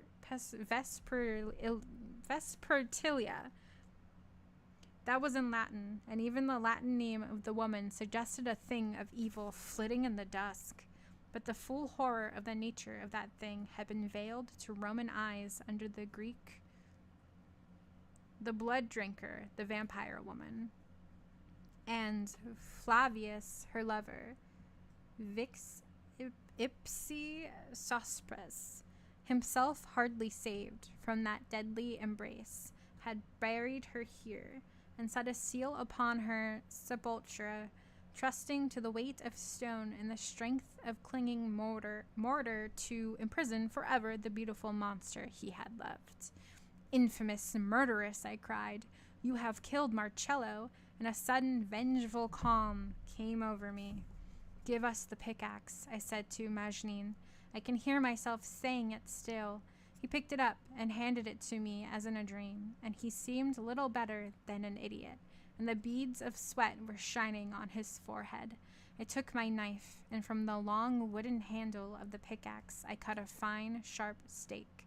Then I clambered, scarcely feeling any repugnance, over the side of the sarcophagus, my feet amongst the folds of Vespertilia's decaying winding sheet, which crushed like ashes beneath my boot. I looked for one moment at that white breast, but only to choose the loveliest spot where the network of azure gotta make sure we know he's not into her. azure veins shimmered like veiled turquoise. And then, with one blow, I drove the pointed stake deep down through the breathing snow and stamped it in with my heel. An awful shriek, so ringing and horrible that I thought my ears must have burst. But even then, I felt neither fear nor horror. There are times when these cannot touch us. I stopped and gazed once again at the face, now undergoing a fearful change, fearful and final. Foul vampire, I said quietly in my concentrated rage. You will do no more harm now. And then, without looking back upon her cursed face, I clambered out of the horrible tomb. We raised Marcello and slowly carried him up the steep stairs, a difficult task, for the way was narrow and he was so stiff. I noticed that the steps were ancient up to the end of the second flight. Above, the modern passage was somewhat broader. When we reached the top, the guardiano was lying upon one of the stone benches. He did not mean us to cheat him out of his fee. I gave him a couple of francs. You see that we have found the signor, I tried to say in a natural voice. He is very weak, and we will carry him to the carriage. I had thrown my handkerchief over Marcello's face, but the man knew as well as I did that he was dead. Those stiff feet told their own story. But Italians are timid of being involved in such affairs. Why does this man hate Italians? They have a childish dread of the police, and he only answered, Poor Signorio. He was very ill. It is better to take him to Rome, and kept cautiously clear of us as we went up to the Ilex alley with our icy burden, and he did not go to the gate with us, not liking to be observed by the coachman who was dozing on his box. With difficulty we got Marcello's corpse into the carriage, the driver turning to look at us suspiciously. I explained we had found our friend very ill, and at the same time slipped a gold piece into his hand, telling him to drive to the Via del Governo Vecchio. He pocketed the money and whipped his horse into a trot, while we sat supporting the stiff body, which swayed like a broken doll at every pebble in the road. When we reached the Via del Governo Vecchio, God, whatever. At last, no one saw us carry him into the house. There was no step before the door, and we drew up so close to it that it was possible to screen our burden from sight.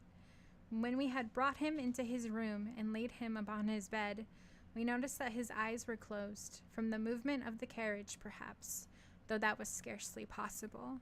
The landlady behaved very much as I had expected her to do, for, as I told you, I know the Italians. She pretended, too, that the signor was very ill, and made a pretense of offering to fetch a doctor, and when I thought it best to tell her that he was dead, declared that it must have happened that very moment, for she had seen him look at us and close his eyes again. She had always told him that he ate too little and that he would be ill.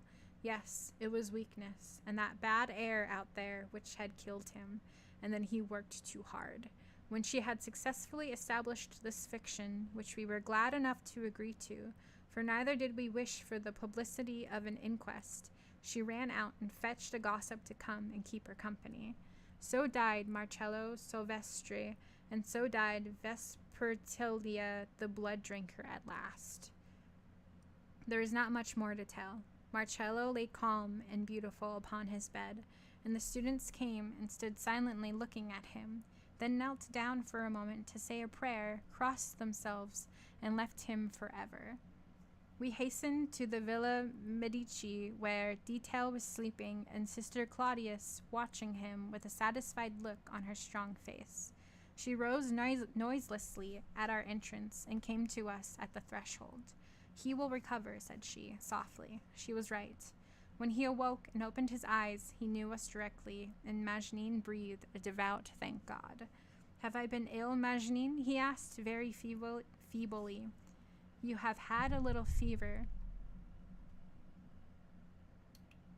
Stop trying to cause chaos. Stop trying to cause chaos, please. Get down. Get down. Thank you. You have had a little fever," answered Mageline promptly, "but it is over now. Here's Monsieur Sutton come to see you." "Has Marcello been here?" was the next question. Mageline looked at him very steadily. "No," he only said, letting his face tell the rest. "Is he dead, then?" Mageline only bowed his head. "Poor friend," Detail murmured to himself, then closed his heavy eyes and slept again. A few days after Marcello's funeral, we went to the fatal Vigna Marziali to bring back the objects which had belonged to him. As I laid the manuscript score of the opera carefully together, my eyes fell upon a passage which struck me as the identical one which Detail had so constantly sung in his delirium, and which I noted down. Strange to say, when I reminded him of it later, it was perfectly new to him, and he declared that Marcello had not let him examine his manuscript. As for the veiled bust in the other room, we left it undisturbed, and to crumble away unseen. Damn, that was a good one. Alright, title again. That was a good one. A very classic, wonderful vampire story that we haven't gotten out of this book yet.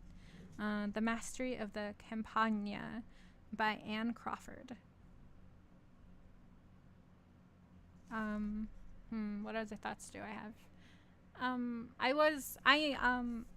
At the beginning, it's kind of like, where's the vampire? Where's the vampire? Why is this taking so long? But for once, it's a well-plotted story. I think, a problem with reading these short story anthologies. Going into it knowing everything has to be about vampires, you're like, okay, but where's the thing I'm here for? When originally, when it was like written and published, you didn't know if there was a twist or anything about it. So I think ultimately I'm impatient, but the story is fine and I enjoyed it and it was fun and I'm happy we got to see a vampire and also got to see a vampire actually staked. Are my thoughts. What'd you say? Dracula's brides have stinky breath too. Imagine that 3 ladies exhaling their corpse-smelling breath and in your neck and face and showing their drooling fangs trying to bite you. That's disgusting. Yeah, I'm sure, like, I can't imagine the stench that came out of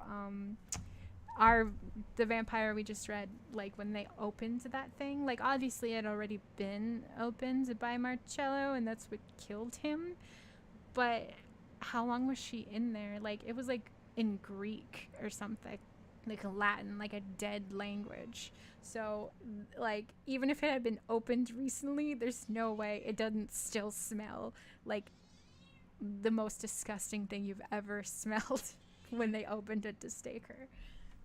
Yeah. I know. Why are you screaming at me? Okay. I am logging off.